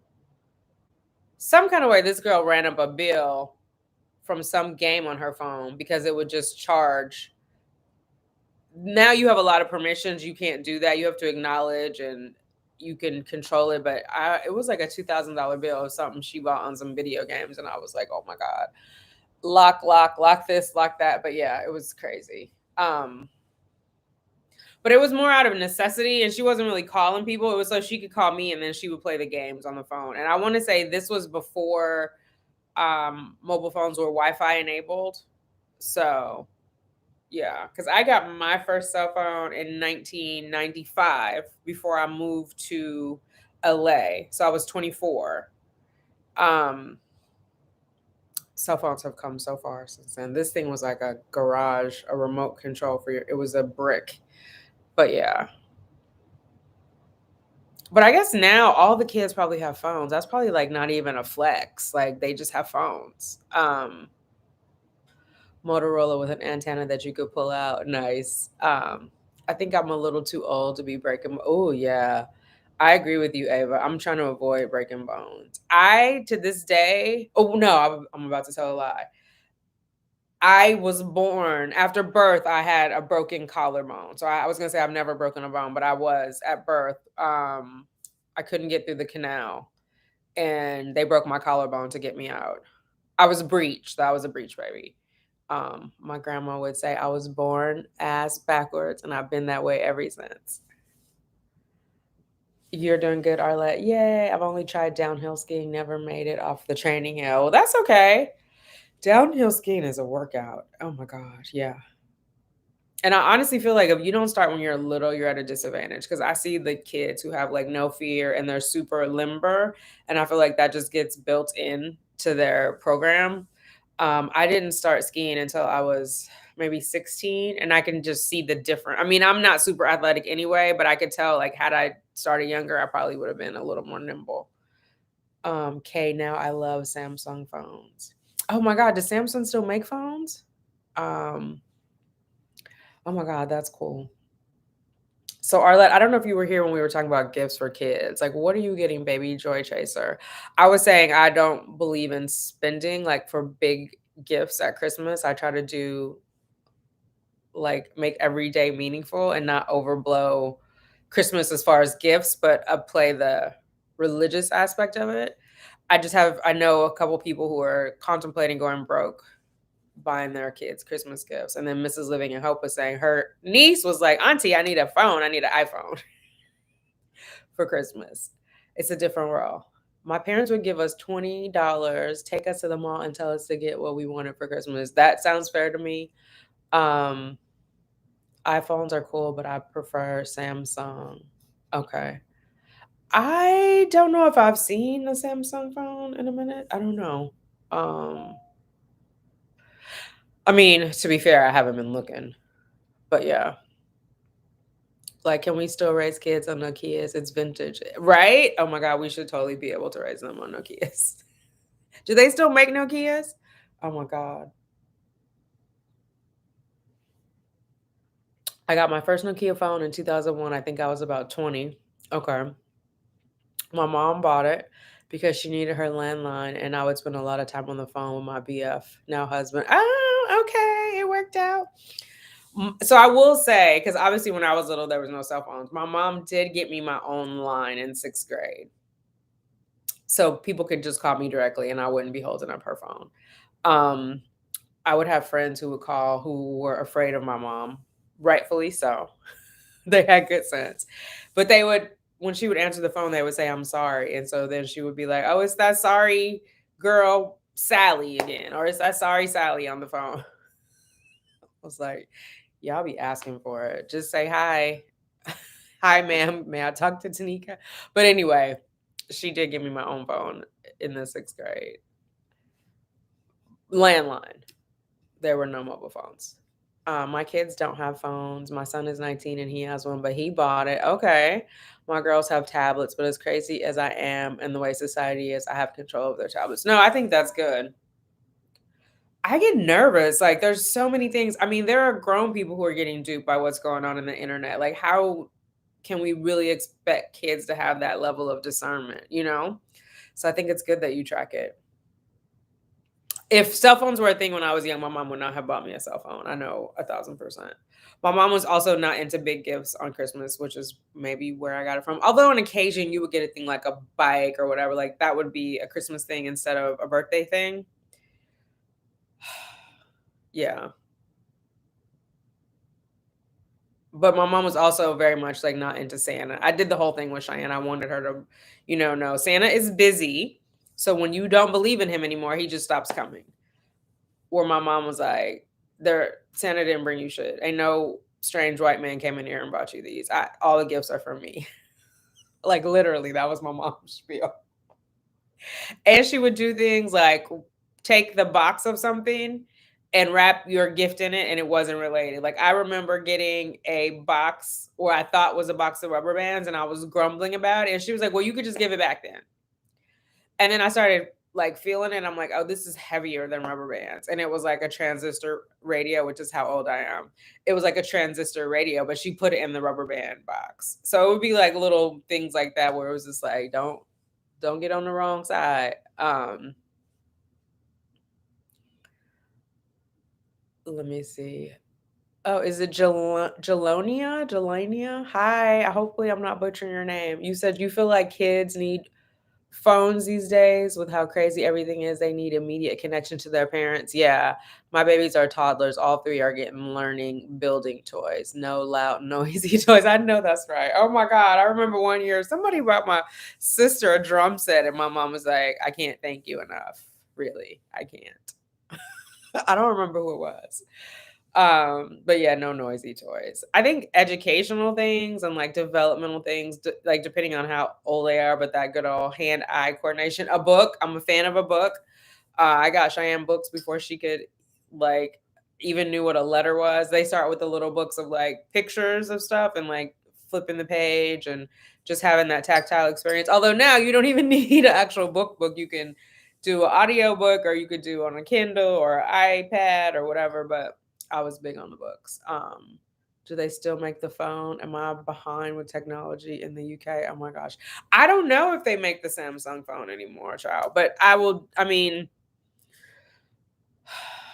I don't recall ever having a Samsung, if I'm honest. I was a big BlackBerry head. And then when I started working at NBC Universal, they phased out Blackberries. And so I had to get an iPhone. I complained about it the whole time. And then I was like, oh my God, how have I lived this long without it? So then I went everything Apple. But yeah, I don't know if they make Samsung.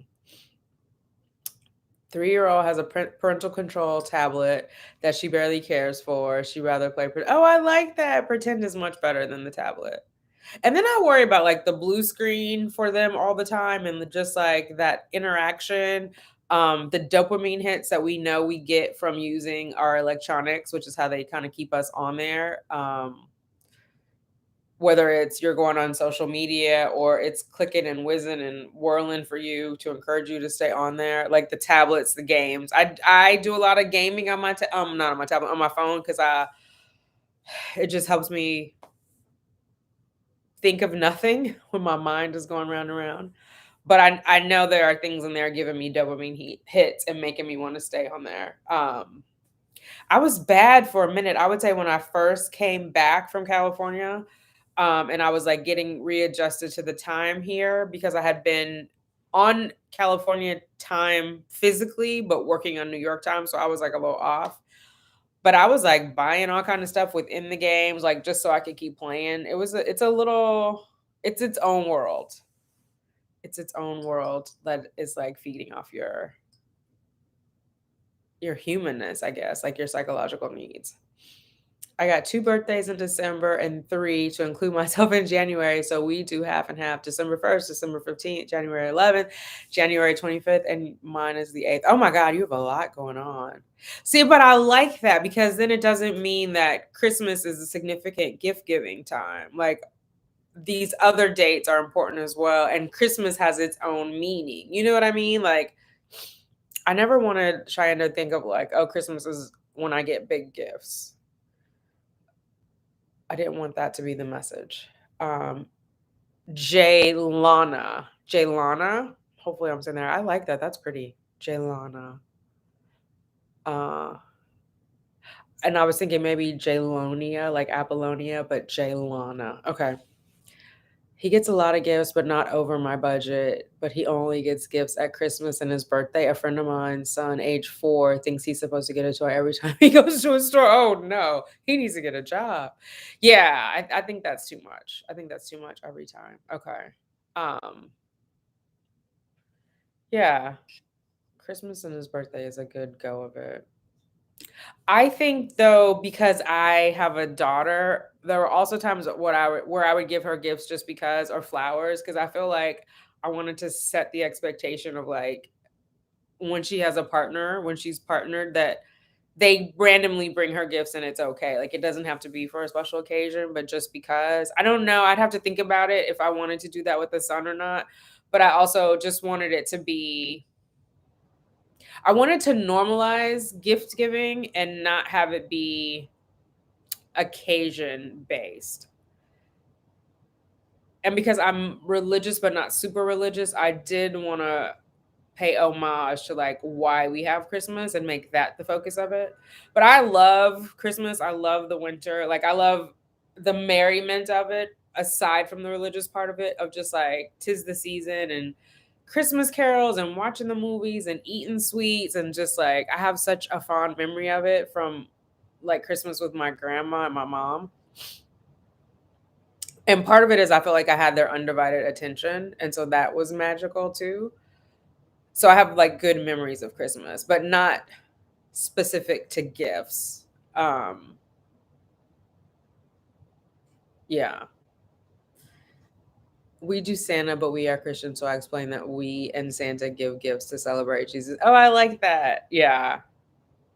How much I didn't use electronics as a kid, and I want my kids to have the same experience to form creativity on their own, play pretend, art, playing outside, etc., etc. Oh, I love that. And yeah, just using their imagination and creativity. Like we would do, me and my cousins, we would do plays and dress up and all of those things outside of like prefabbed games, whether they be electronics or game boards or Mr. Potato Head or not Mr. Potato Head. What is it? Operation. Um, but like color and draw and write stories and make things, you know?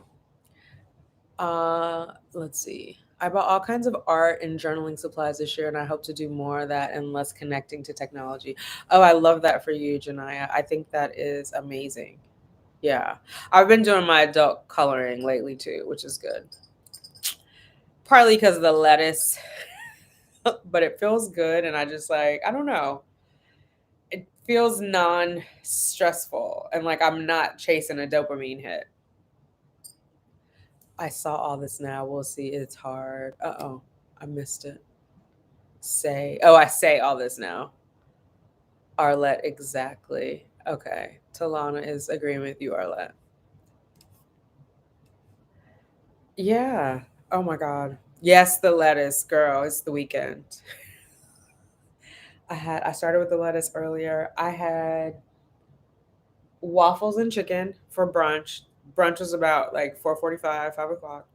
I'm having the rosé. I have ice cream in there. I ordered my waffles with strawberry and ice cream, but of course it's delivery. So they put the strawberries in one container, they put the ice cream in the other. So I dumped the strawberries on top of my waffles and I ate that and I'm like, I'll have the ice cream later. That's why I'm a big girl, because I like to eat. We have fun with the whole season, decorating lights, light shows, etc. So it's not exactly. I love that, Arlette. Um, I love that. And then there's something about, at least for me, about being the oldest and passing the traditions along to the younger kids. Now, granted, I am 6 years, well, 5.5 years older than my brother that lived in my mom's home. And my sister, I'm 12 and a half years older. So there was something cool about like explaining the traditions of it and not making it just about the gifts. Because I also feel like if it becomes just about the gifts, then do you have to outdo yourself each year? And like your kids are your kids forever. So when does the outdoing stop? You know, God willing that you're both here, what does that look like? I don't know. I do though. I've been watching, YouTube for a couple years now, and I see some of the family vloggers, and they just get their kids so much, and I'm like, dang, what are you gonna do for the rest of the year? And then is next year bigger? And then is next year bigger? But I don't know if it's like real, because I don't know if they're doing it for the cameras. Like, meaning, are they buying certain things because they research that it will get more views with a certain name? Like, it just seems not sustainable. And I don't want to judge people's kids, but I just feel like it's the wrong message for the kids about like everything has to be bigger and better each year and about what other people are doing for you. Cause I also feel like it's a time of year to be of service.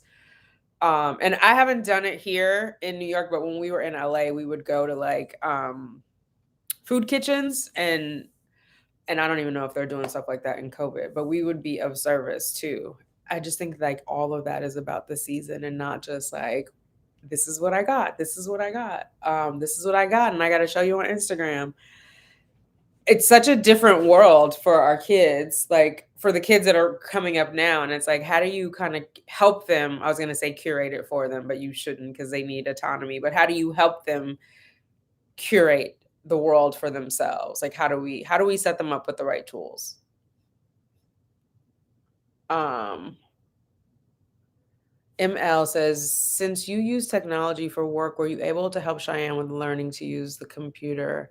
Yeah. So actually, well before I used technology for work, because I only started doing technology like as part of my career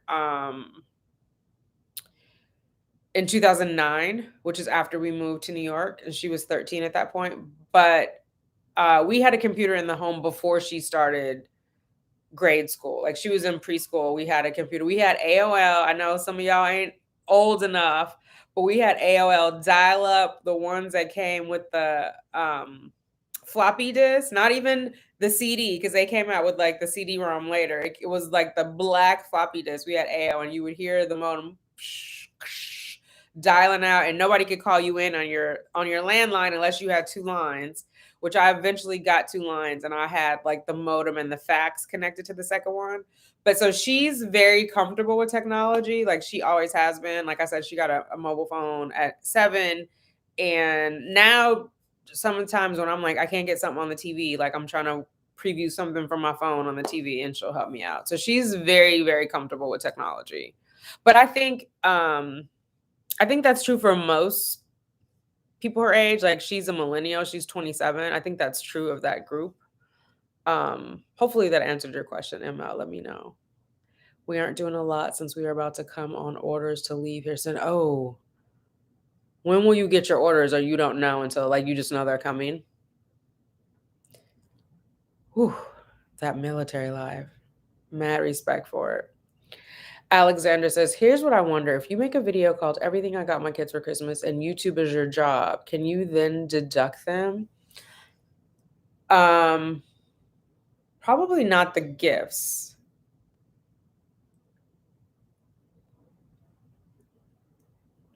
But I don't know. Maybe talk to an accountant. Because then, I don't know, because you can't just say that the gifts are for YouTube, because then are you only buying stuff to make content? Girl, that's a lot. I don't know. Of teaching kids about volunteering. Yeah. I think especially around the holidays, it's important. All year long, but I feel like the drive is harder around the holidays. Right after Thanksgiving, you start with Giving Tuesday. And I think doing the physical work is healthy for kids. They can volunteer to help other children, they can volunteer to help adults. I remember going into nursing homes when I was still in elementary school. I think it was maybe through my school, it might have been through the school, it might have been through the church, but they would have a bunch of us and we would have scheduled dates with the elderly people, and we got like assigned a person. I remember I was assigned a woman named Freddie, and I would like do drawings for her. I would come in and sit and read with her. She was in a nursing home. They took us to nursing homes, and it was just like, I remember feeling so bad for her too. Like, so I tried to do extra stuff for her. I couldn't understand like why someone's grandma was in a nursing home. Like, it was a little rough for me. Abstract. It wasn't rough. It was abstract for me. Like, my great grandma had lived with a relative until the day she had died. And so it was a little like, and at this point, my great grandma was still alive. Yeah, because I think I was doing this like 5th or 6th grade. So she was still alive. But nobody ever came to visit. Like, her family didn't come visit her. So I would, in addition to going with this school, I would like have my mom arrange for me to go over there. But it felt like I was doing something that was bigger than me, and I felt like that was an important thing. So the holiday season can be so magical in so many ways that don't involve money. You just got to show them consistently. I agree. I think that's so important. This gifts, that is, they're already deducting the kids. Oh my God.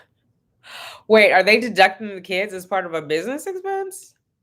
Here's the thing I don't like about when the kids are a primary character in a YouTube family vlogger channel. Are they setting aside money for those kids? Like, because when your child is an actor, in California, there's a thing called a Coogan account where you all the money, or not all of it, there's a percentage of every check that a child makes that has to go into that account. There's something equivalent in New York, but I don't remember what the name of it is. But it is meant to prevent child actors from being robbed by their parents, like a la Gary Coleman and some other kids who worked and then found out that they were penniless when they hit adulthood. But who's doing that for the YouTube kids? Like, who's minding the pockets to make sure some money is being put away from them? Because their life is forever altered, right? Like, we all know who they are, we in the YouTube world. Their friends probably know their parents have a channel. So there is a cost for them, whether it's their privacy, their mental psyche, who knows? What's the benefit for them? Are they getting a financial benefit? That's all I want to know. Uh, Did you stop or cut back on gift giving with your daughter when she reached a certain age? When my brothers turned 18, my parents switched to giving them money. I did, Arlette. I would say, I don't know if it was like right at 18, maybe at 21. I don't give her money, but I give her more of like what I would call stocking stuffer type gifts because I give to her so much all year. I mean, she's 27 years old and she lives with me still, right? So like she lives rent free in Manhattan. Even though she spends a lot of time with her boyfriends, like she has a room here. And so for a long time, I still covered her medical insurance. Like she aged off of my insurance at 26, but then last year, or no, this year that we're in, I spent like $12,000 on her dental work. And so I just feel like she already is financially taken care of. So then the gifts are for what reason? Is it, and like the girl has everything. So it's just like more stuff. And I don't really feel the need for her to have like more stuff. But like we did fun stuff this year. Like we went, she got her first massage. Like I didn't realize she had never had a massage. So we went together and got massages and like we've done different stuff like that. We go on trips. I just don't think it's the right message to be like, here's a gift on this day just because, and every year you're going to get like a bigger and bigger gift. But like I said, I do things like buy her flowers or give her gifts outside of the holidays just so she knows it's okay. Like people give other people gifts just because, um, and not holiday specific. But I don't even know. Like my mom buys me gifts now, but maybe for a good 20, 30 years she didn't, or we would do birthday gifts. You're praying to go to Germany? Why Germany? Interesting. I told my parents I like the surprise of the gifts, even if they were inexpensive, so they never stopped giving me presents. Oh, I like that. Yeah. The surprise of the gifts, I like when they're thoughtful gifts. Like last year, my sister got me this tray to go in my bathtub, like, because she knows I love to take baths. So it's a tray that goes across there. It's teak wood. It has this little, I don't know, foldy thing so you can put like your book or your iPad and read in there. And it was something that I wouldn't have necessarily gotten for myself, but I thought it was so thoughtful and like so right on. I'm sure it wasn't super expensive. But it was the thought of like it was very much a gift that she knew I would appreciate and not just a random gift, you know? I don't know. And maybe because I've dated people who have given me gifts that were like expensive but not thoughtful. And I was just like, why? Why? Um, yeah. I'm thinking of this guy. He bought me these earrings and he got me these earrings. And, you know, earrings are in a case like this. And he made a joke, like when he pulled it out of like, oh, don't worry, this isn't an engagement ring, which we weren't even in that kind of relationship that I thought it would be an engagement ring. But I thought it was a weird thing for him to say. And he kept stressing to me like the experience of buying them and how expensive they were. I didn't think they were all that flattering. But for him, it was the expense that mattered, which was off putting to me. So it wasn't like you went out and really thought about me and what I might like. You know, it would be different if it had like a rainbow or a butterfly on it or something that he knows that I like. But I don't think he listened to me enough to even try to figure out what I like. So it was just like, oh, I'm gonna buy her an expensive gift, and she better love it, and I'm gonna remind her how expensive it was. AOL floppy disk, yes. That's what I think sometimes when I see haul videos. Like, are you really this excited about your new candles, or do you just want to write them off? Or do you just want me to buy them so you can make a profit off of them, right? Yeah, I don't know. I don't know. And I actually have been getting my taxes together for my YouTube expenses this year, but mostly I'm writing off like technology that I purchased in order to not produce the videos, but edit and post and all that fun stuff. So yeah, they might. They might write them off. Interesting. The only thing too is because people are like, "Oh, you should post more videos, and then you can stop working." And I'm like, "Well, how would that work?" And people are like, "Well, eventually you'll make so much money, but like you'll make more money than your other job, or you'll make the equivalent." But then why wouldn't I keep doing both? Do you know what I'm saying? Like if you're saying I'm going to make $250,000 in my regular job, and then I'm going to do YouTube, and eventually I'm going to make $250,000 on YouTube. Now I'm at $500,000. Why would I stop my regular job? Why would I stop YouTube? Like I don't understand that. So I'm like, when people, I'm, what kind of jobs do these people have when they quit their jobs to be YouTubers? I'm trying to figure that out. Like, why wouldn't you do both and just put it in the bank, retire early? You know, I don't know. Because I think, I don't know. Y'all let me know because I'm fairly new to YouTube. Are there people who have been doing YouTube for like 30 years? Like they're going to retire from YouTube as a job? They got to pay their own health insurance if so, right? They don't have a 401k or stock plan. So let's just say even if the dollar amount was a dollar amount you were making on your 9 to 5, presumably you had health insurance, dental insurance, behavioral health, transportation. You know, I know we get a, what is it called? We get a transportation stipend where it's like pre-tax dollars. We get the FSA, the flexible spending account. Like if you're just a 1099, you don't have all that. So in theory, you need to make more than what you were making on your 9 to 5. But I don't know. I'm not walking away from my 9 to 5. I don't know what people are talking about. Some parents may be overcompensating, which in the long is, oh, I didn't even think about that. That's a good point, Ava. They may be overcompensating. I don't know. I can't even think of who this was, but when you said that, or when I read what you said, I just got an image of, I remember somebody's dad getting them a bike and then like pushing it on them and being kind of upset when the child wasn't as excited about the bike. And I just, as a kid, was like, well, clearly you didn't check with them that they wanted the bike. But maybe it was like overcompensation. And then the way the child reacted left the parent wanting or in some state of lack. And so then trying to pressure the kid because the parent built it up in the mind of like, oh, I haven't been there, but I'm gonna make up for it with this fantastic gift. And the kid is like, eh, interesting. I agree, Ava. Next month, praying for German. I read that. Oh, you know what, Arlette? What I did? This is it. So I did Wayne on Cheyenne's gifts, and here's how it worked. Because when she got, and this was before she was 18, like when she got to ninth grade, her friends started telling her Santa Claus didn't exist. And so she would come home and ask me if it was true. And I said, Santa's super busy.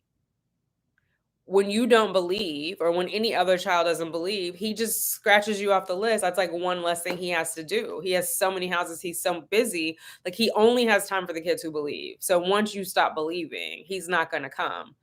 And so I think for a while, like she still wanted to get her gifts. And then afterwards she was like, I just don't believe anymore. So I was like, okay, well, he's not gonna come anymore. And then I think I started doing one gift. And it was from me and not from Santa. But for a long time she was like, oh, Santa's coming. So that made me happy. Oh no, Alexandra, your family gives Christmas gifts so excessively that I get stressed out. Ugh, that sucks. My apartment is full. I don't want or need anything. I want people to save their money, spend it exactly, Kay. That's what I feel like. And listen, when I say it's full, I'm like, not only is it full up here, I have stuff in storage. Like I don't need any more knickknacks or stuff like that. But I do, like I said, I like one that's thoughtful. Like the tub tray, I use it every single day. So like that was right on point. It's not taking up any space. It's just over the tub. But yeah. And then I think sometimes people just don't know us and they give us like random stuff and then I feel bad. So yeah, save your money. I love you. You know what I mean? Like I don't need these tokens of anything. I know you love me and we're gonna leave it at that. I've tried doing things like donating to charities in their name, but they don't really like it. They're like, meh. They just want stuff, stuff, stuff, stuff. Okay, Alexandra. Yeah, sometimes people are like that. And is it like a psychological competition? Is that part of it too? Of like, oh, I got this, so I must be more loved? Or like, what is it that's drawing people to be like more, more, more? Um, because even this year, like I can't think of Cheyenne last year got me a brush dryer. So like when you wash your makeup brushes, which I had never even heard of this, I lay them out on a paper towel, which I was fine to do. But it was like after you wash your makeup brushes, you just put them in it's like a standing tray and it's so cute. It's sitting on my dresser behind my mirror, like because it's a thing that I really don't have room for, but it's super cute and thoughtful. Like little things like that. I don't know that I would be like, I'm just looking in the kitchen. I just think of like the YouTubers and they're like buying each other cars and all that. It's a lot. It's a lot going on. But I've been talking to people who are overextending themselves, and I'm like, don't do it. We're already going into inflation and all that. Like, save your coins, send a card or something. Christmas is stressful, too much unnecessary expense. Exactly. Christmas is stressful before you get to the expense, in my opinion, and then to add expense on top of it. I don't get it. My husband's family is much saner. Oh, good. My dad is long retired and shops at Goodwill and antique malls, so he accumulates massive piles of oddities and gives them at Christmas. Oh my God, that's one of you like, oh God bless him, God bless his soul. Like 30 or more things each. Wow. Alexandra. Okay, is saying Alexandra. I also have a family member like that. Most times he doesn't even remember that he gave us or what he gave us, so it's not even sentimental. Oh my God. My grandfather who passed in 2012, I believe. He used to give us underwear, which I thought was weird. Like not just as little kids, like probably up into my 20s. I was just like, I'm not gonna wear these. Like I can't have on underwear that my grandpa knows I have on. You know what I mean? Like is he when he sees me, is he like, oh, I wonder if she has on the green net? Like, no. Grandpa, don't buy me underwear. Um, just it's funny because I was watching, there's a YouTuber I watch, Pink or Blue Then Pink, I think, and she was doing like stocking stuffers and she got her daughter underwear and it was on the camera and I was like cringing because I'm like, now there's some weirdo on the internet who knows what underwear your daughter has. Like maybe it's just me. I just wouldn't put that on the internet. Um Maybe it's just me. Maybe I'm overprotective. Maybe I'm crazy. I don't know. Kay, you know what I'm talking about. He'll hand you a gift box and say, I'm curious to see what's in this because I can't remember. Oh my God. That is hilarious. Let the kids experience life overseas. Oh, okay. That'll be good.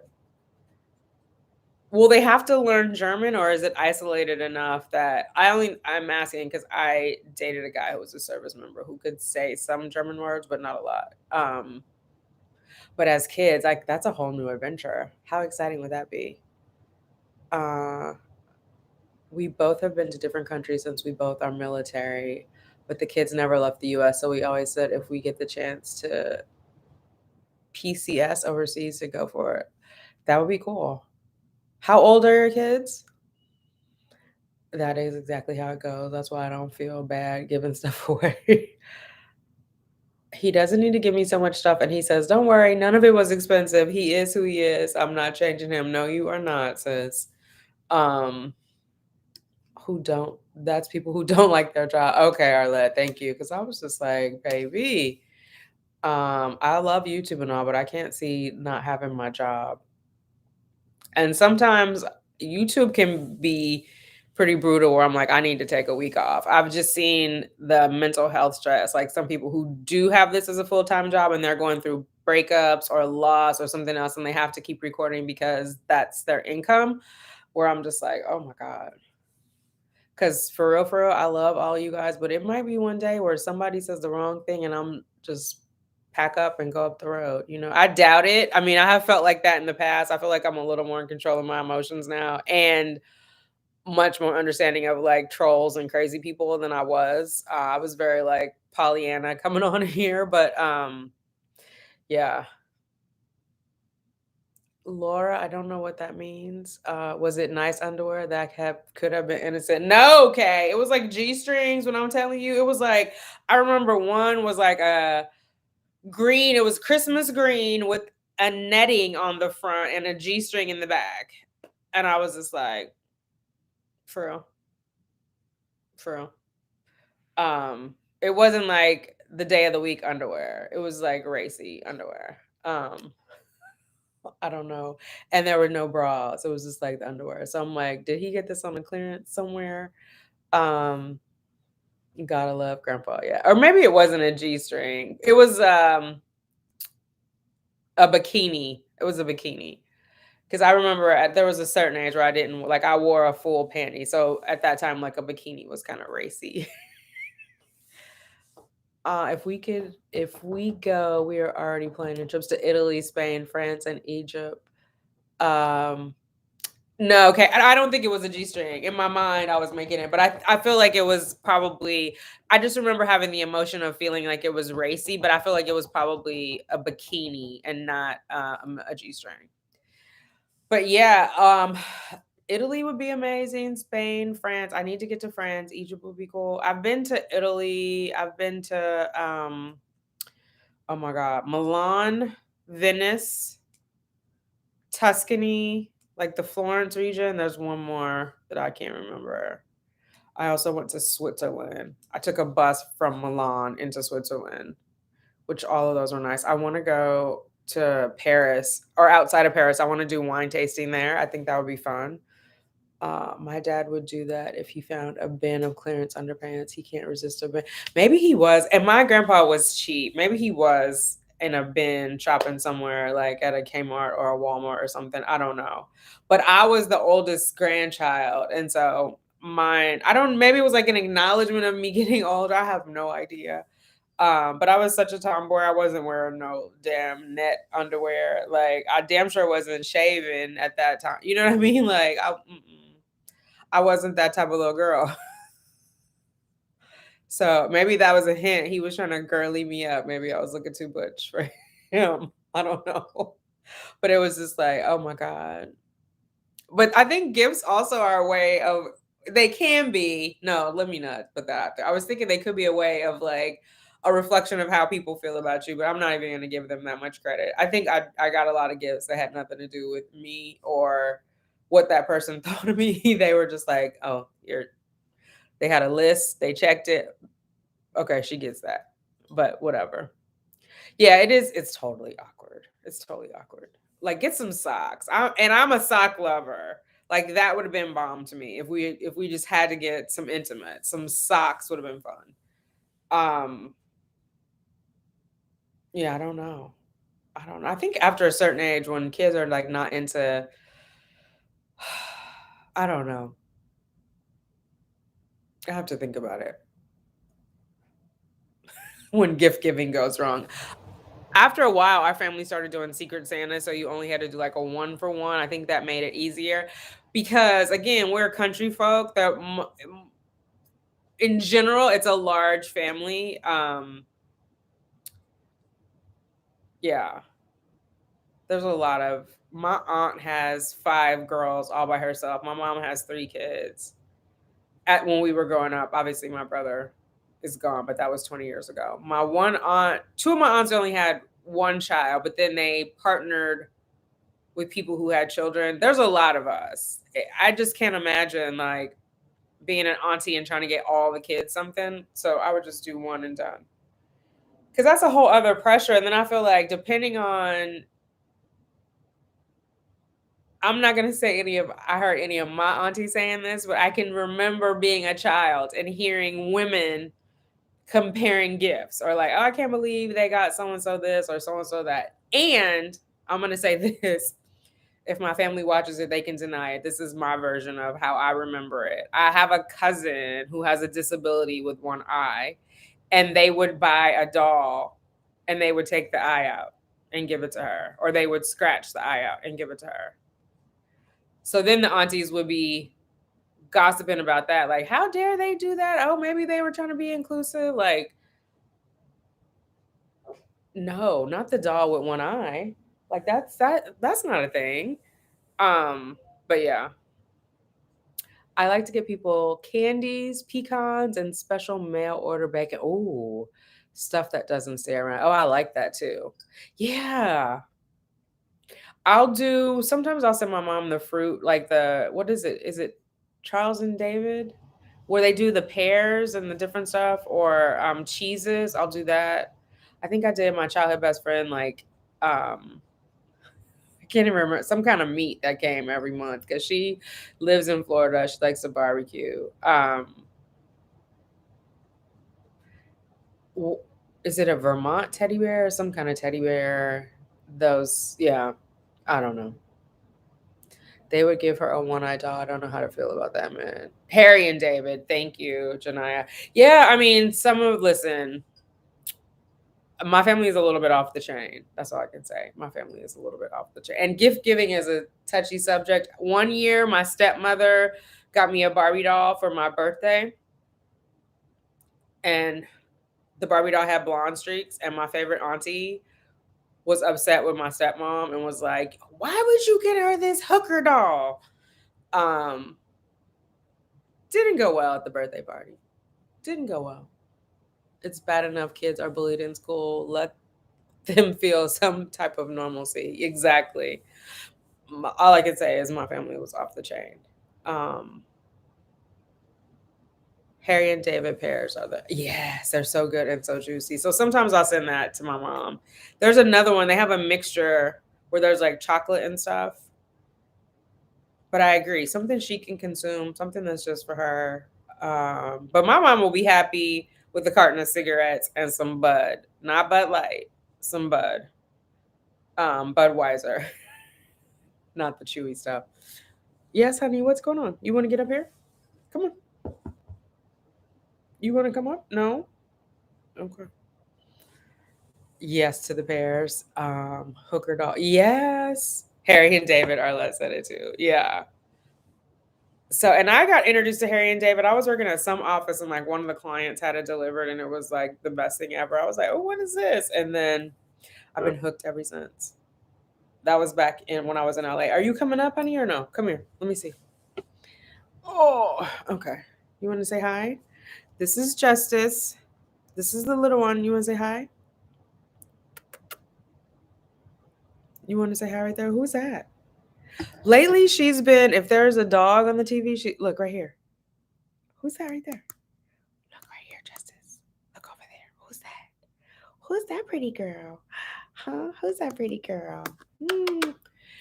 When there's been a dog on the TV, she's been barking at the dog.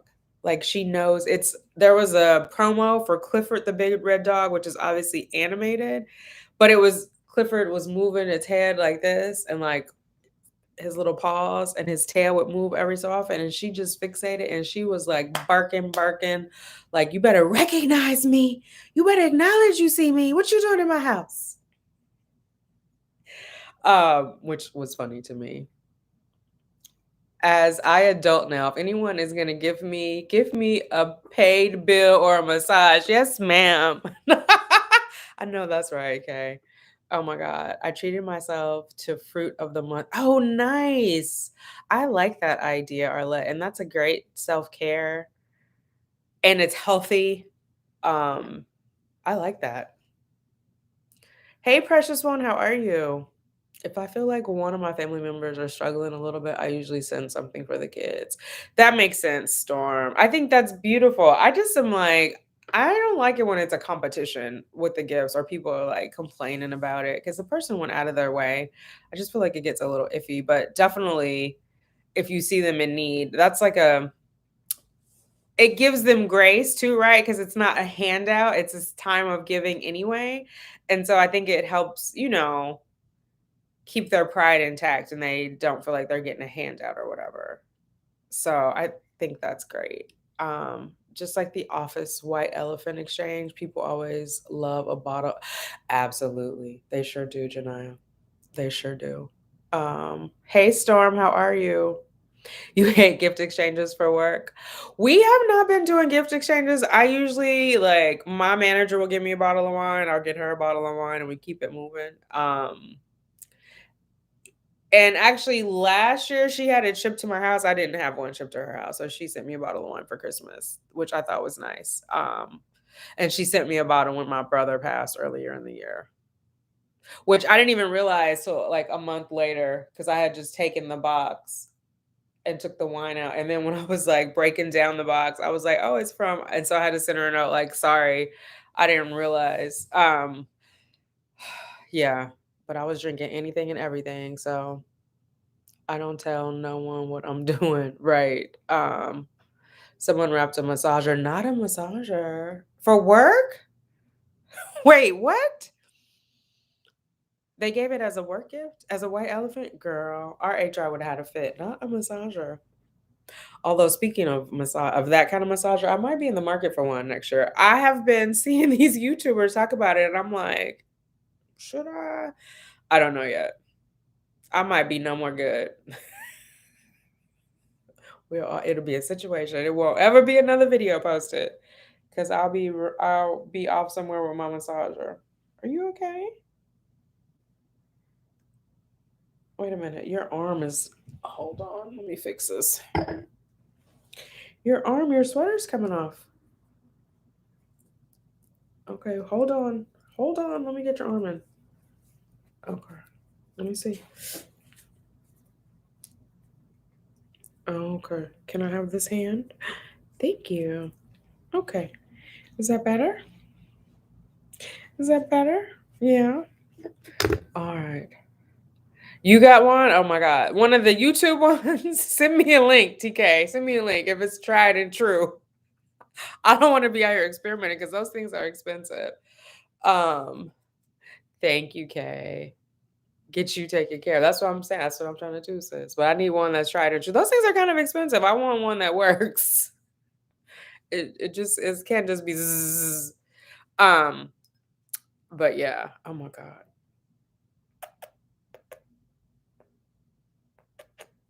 Is anybody having sex during the pandemic? Well, the non-married people. Are there any non-married people having sex during the pandemic? By the Rose toy. That's the one I've been seeing. Okay. That is the one I've been seeing. I might have to test it out. We'll see. I am. Okay, you're gonna send me the link. DM me, cause baby,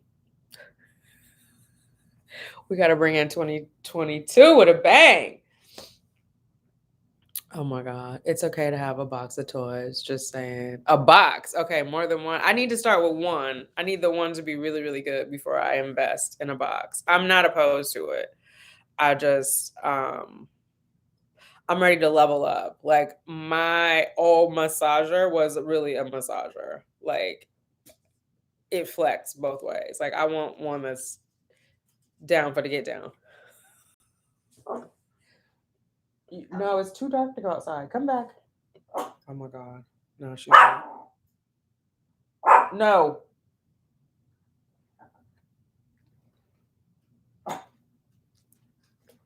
No, here comes the other one. It is dark out there. Take the soul. Uh-oh. No, that's a toy. If you come through the bay, I have a CPOC owned shop. Okay. I love that.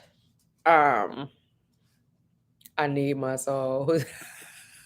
It might just be temporary, okay? It might just be a temporary snatching of the soul and then it resumes. I am not mad. I haven't had sex in so long. I feel like a virgin. You are. You are a born again virgin.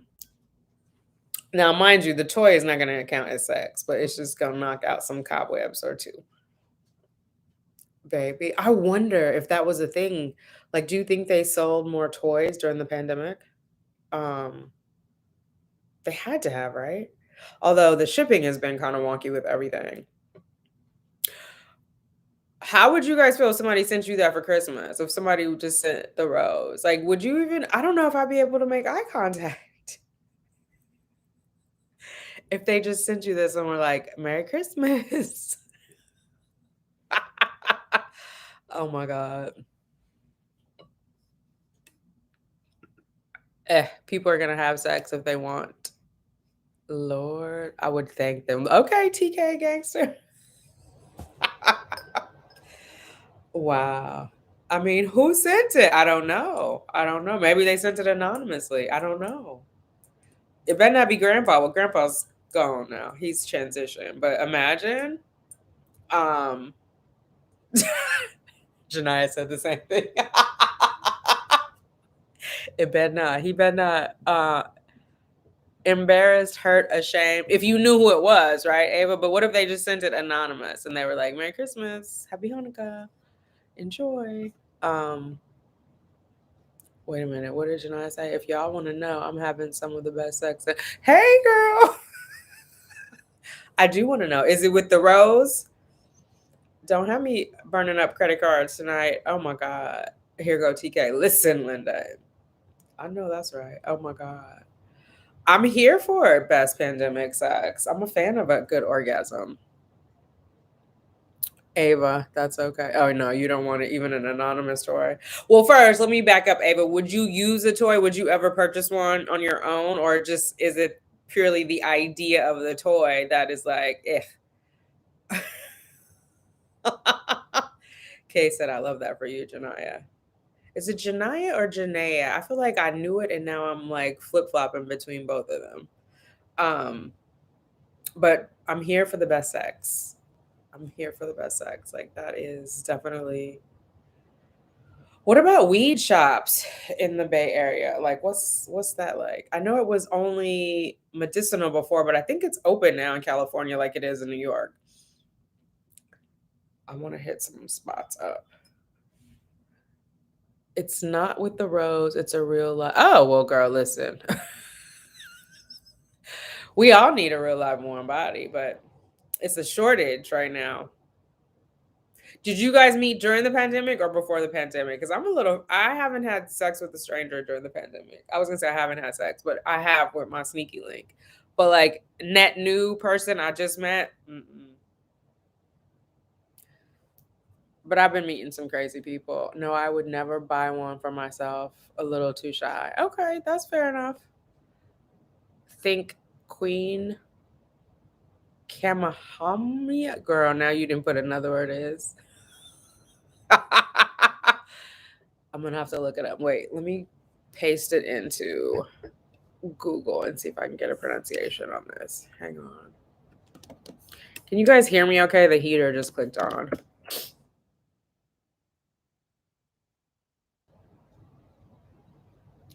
Also known as Kamahamia the Great. It's not giving me the phonetic.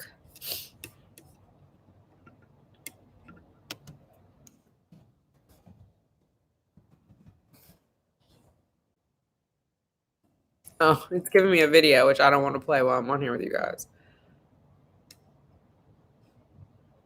How to pronounce.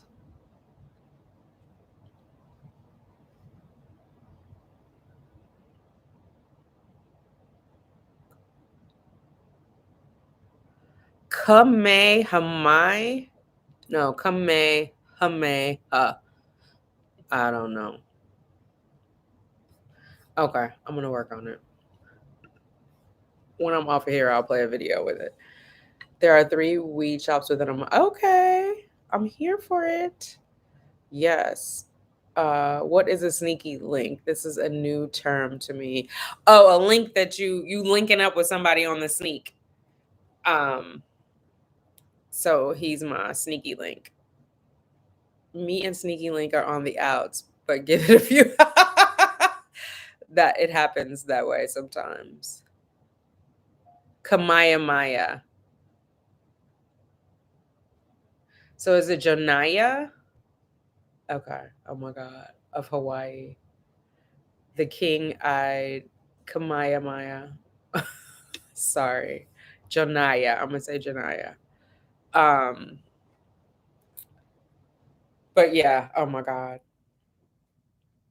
Sneaky Link. I had to, yeah, I had to call in the cavalry because I was just like, oh my God. So I got some for my birthday. It's a long A. Jonaya. Jonai. Jonay. Um, Jonay, like day. Okay. Jonaya. Okay. Yeah, I was saying it right for a while, and then I don't know why I wanted to say Janaya. So Jonaya. Okay. Maya Maya.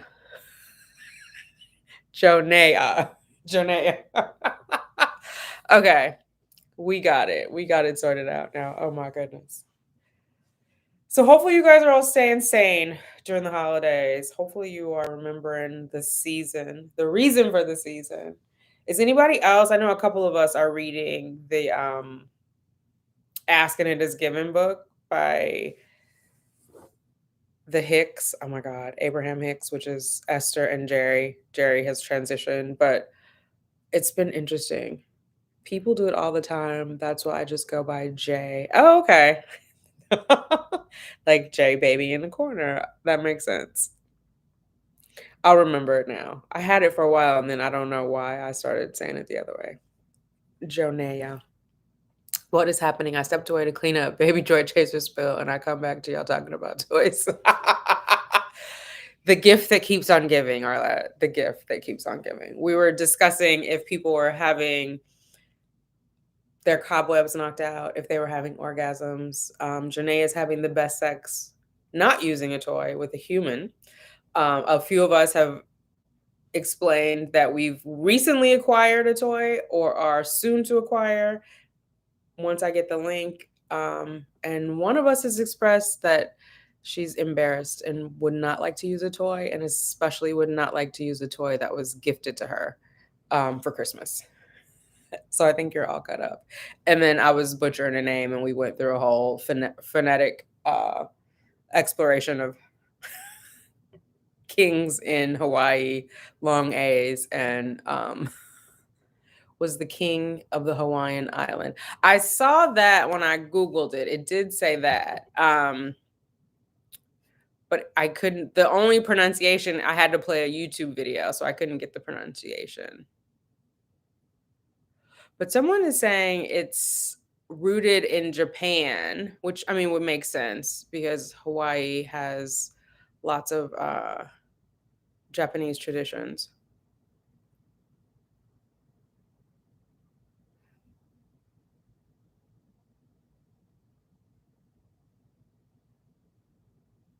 Something about the KAME translates to turtle. Let me get off there. Let me come back to you guys. I don't know. But I got Janea. So we're gonna go with that. We had to learn that when I was stationed there. Oh, nice. Oh my goodness.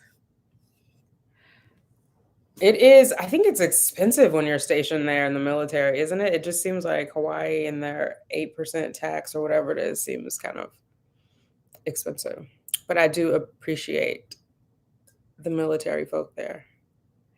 Hawaii and Camp Pendleton. Those are my favorite places to mingle with the military folk.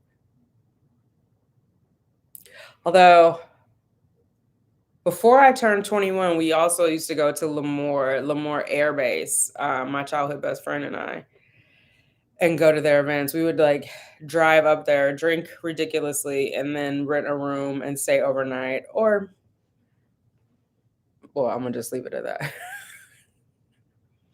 I need to be back in Hawaii. There are good flight rates right now. Oh, nice. Is the vaccine restriction lifted? I know when I went in June, they weren't taking the vaccine. You had to have a negative test. They were only accepting vaccinations from if you have been vaccinated on one of the islands. But I know someone who went in July and they said it wasn't as restrictive. Like when I was there, you couldn't go from island to island. You had to take another COVID test before you could go to another island. When I went there this year, it wasn't like that. Obviously, it was no COVID when I went in 2008. So that was like a little bit. And animals coming in, they wanted to be quarantined. They were treating it as if you were going to another country and not like part of the United States, you know? And there weren't foreigners there. Like they weren't having people in from Japan. It was rather quiet actually when we went in June.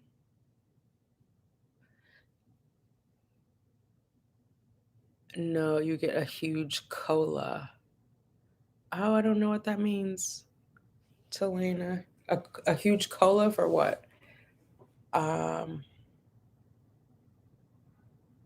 they're having water problems. Okay. Yikes. I think you still need to test. Yeah, okay. That I was panicked because you have to have a negative test before you leave the mainland. And so I was like, I took two tests because I wasn't sure the results were going to come back on time.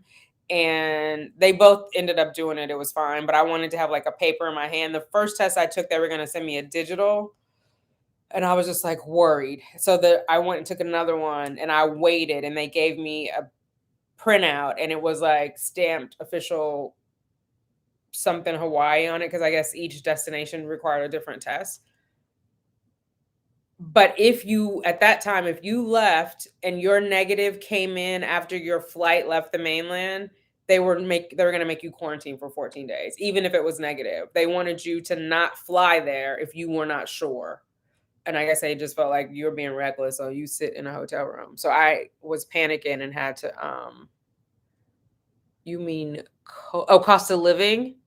That makes more sense. I'm thinking like Diet Cola. Um, Thank you, Janaea. So now where do we go? No, you get a huge. Okay, so you get a huge cost of living. Oh, I guess the A wouldn't be increased allowance, cost of living allowance. Um, it is treated as another country, just like Alaska is, which is weird because it's part of the United States. Before COVID, they didn't make a distinction, but they were very much making a distinction, even though they weren't accepting international visitors. Like people weren't coming in from Japan or anywhere else, which is completely different than when I went in 2008.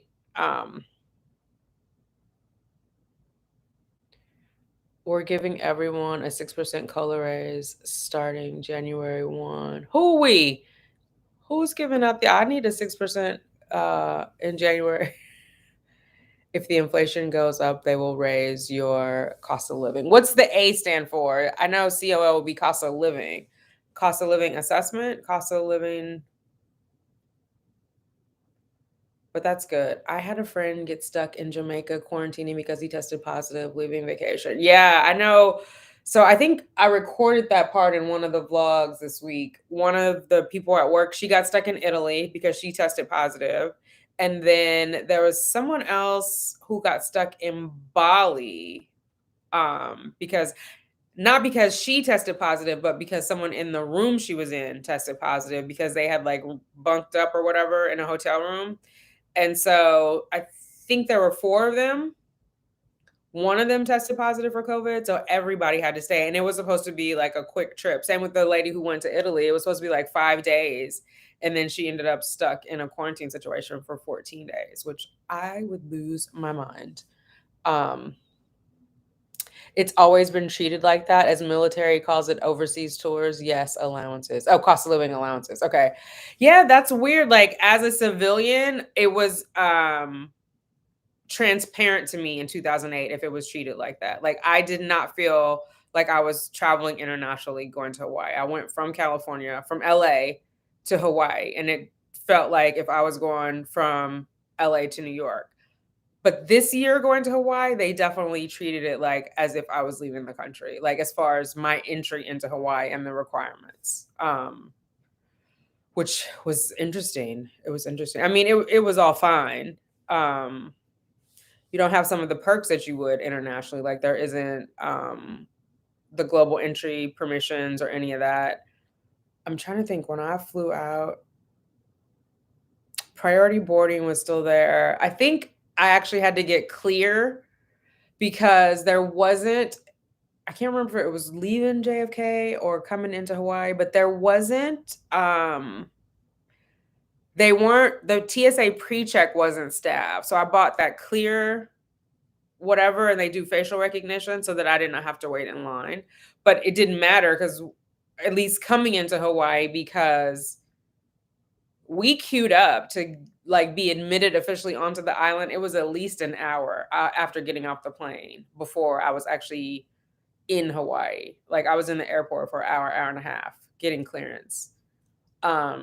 And some people did that travel and had to quarantine. Like they didn't have their test results in time and they checked it. Like, what time did your flight leave? What time did this test result come in? You know?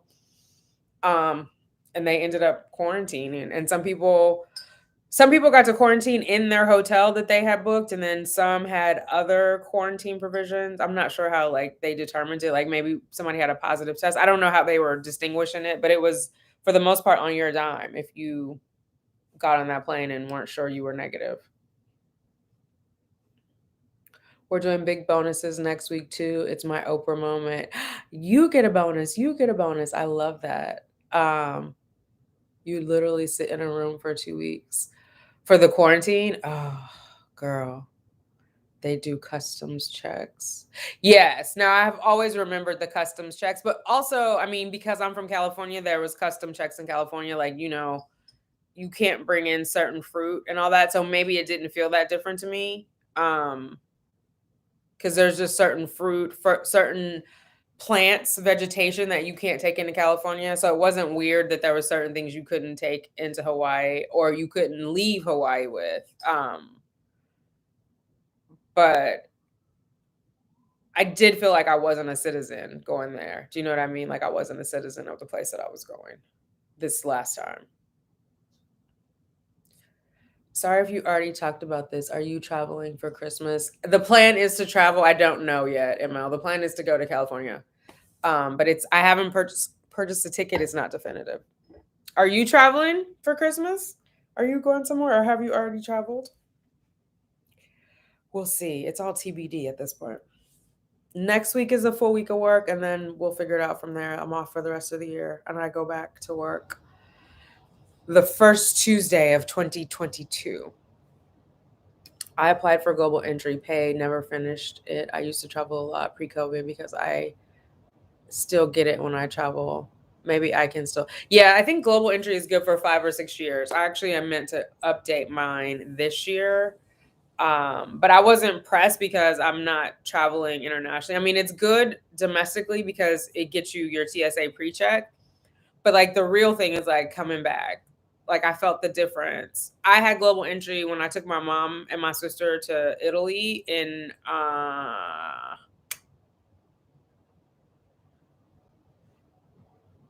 it had to be 2016. It wasn't 2017 because I was pregnant in May. No, it was 2016 because it was the 15th and no, oh my God. Is that right? It was the 10-year anniversary of my sister and I's kidney surgery. It was the 10 year. So it was 2016.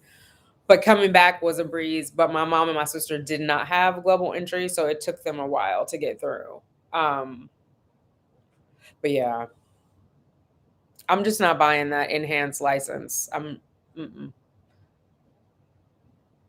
Are you doing Vlogmas while you travel? Also, what is Vlogmas about? I'm so new to these daily videos. Do you get a prize for doing it? There is no prize. Honestly, Vlogmas is some shit that YouTube made up. It's vlogs and Christmas. And I believe like the OGs only do it for the first 25 days. And then the day of Christmas is the last one. Depending on when you started, some people will include Christmas. But if you started with December 1 as day one, like meaning you recorded on November 30th and you put it up on December 1st, then your 25th day is the day of Christmas, which means you would film Christmas Eve and post that on Christmas, and that's your day 25. But it's a way to grow your channel. Like, I'm gonna tell you the back end business side of it. It's a way to grow your channel and to like have content. It's also a way to stretch your skills because it forces you to edit every day, which takes a different set of skills than like editing once a week or every, blue moon. So basically, it's a way to level up your channel and your skills, if that makes sense. It's also a big marketing time, starting with Black Friday. And so a lot of content creators will get deals to post about Christmas. So that is also part of it. Um, but I'm seeing like big and small. Like it's a huge income driver for large YouTube channels. One in just viewership, but then also in whatever brand deals they got.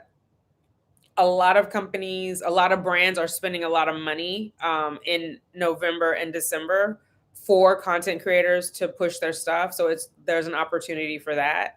And then I don't know, kids are home. It's just more like I want to say I believe it started from family vloggers and it would be all like content about decorating but over the last 2 years I feel like that's changed a lot. Like people like me are doing it and I'm not like decorating and baking every day or what not any days, but I'm going to do the cookies for you guys cuz you requested it. But yeah, it's just like a big push. And I think people are a little, I don't know, maybe it's just me. People are a little sadder during the holidays. So it's like something cheerful, something to look forward to. Instead of, watching It's a Wonderful Life 99 times, you click on some Vlogmases. And I did Vlogtober this year. That was my first year doing it. So I don't know all the ins and outs, but I know like it's a way to build your channel, build your brand. And for larger brands, it's a way to make a lot of money, like revenue at the end of the year. So how it started, why it started, I don't know. Hopefully that answers your question. Um, Helps me get into the Christmas spirit, especially now since COVID. Yeah, totally, Lisa, totally. And I don't know, I feel like the people that I'm watching, because it's basically all like, yeah, they're all single. I think I watched like one married couple, but they're all single.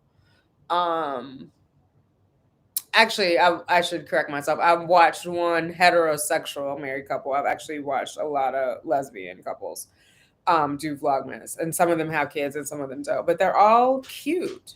Um, I highly recommend Life of Lily if you're not watching any other Vlogmas. She has two channels, Life of Lily and Lily Yours Truly. I can't remember which one she's vlogging on. I'm pointing that way because that's where the TV is. But um, she was in a relationship. Her fiance cheated on her. So that went awry. And now she's vlogging on her own. There is something falling in the room because liberty is here and justice is here. I mean, nobody can get in there, but I think there's paper falling off. But anyway, so she was engaged to a girl named Grams, and they had a very public breakup. But she reads a lot of Abraham Hicks and watches a lot of Abraham Hicks, and so I like watching her just because it brings it all full circle for me. And she has two channels and she's pumping it out, so she also helps me keep motivated on the YouTube front.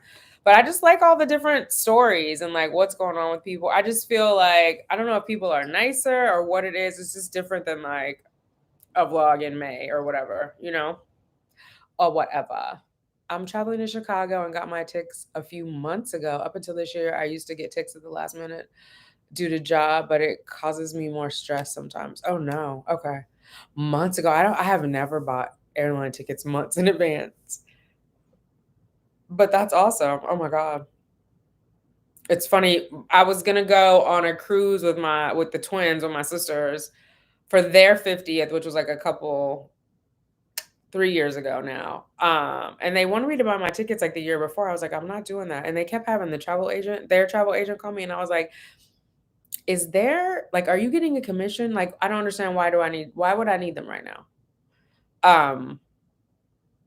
Yeah, I just am like, especially if I'm putting them on a credit card, like I'm not gonna pay interest on something I'm not using for 3 months or whatever. If I was paying cash, maybe, but yeah, I don't know, child. Keeps me motivated. Oh, thank you. It's a good distraction, and I'm loving like how we're chopping it up in the comments. It's helping me.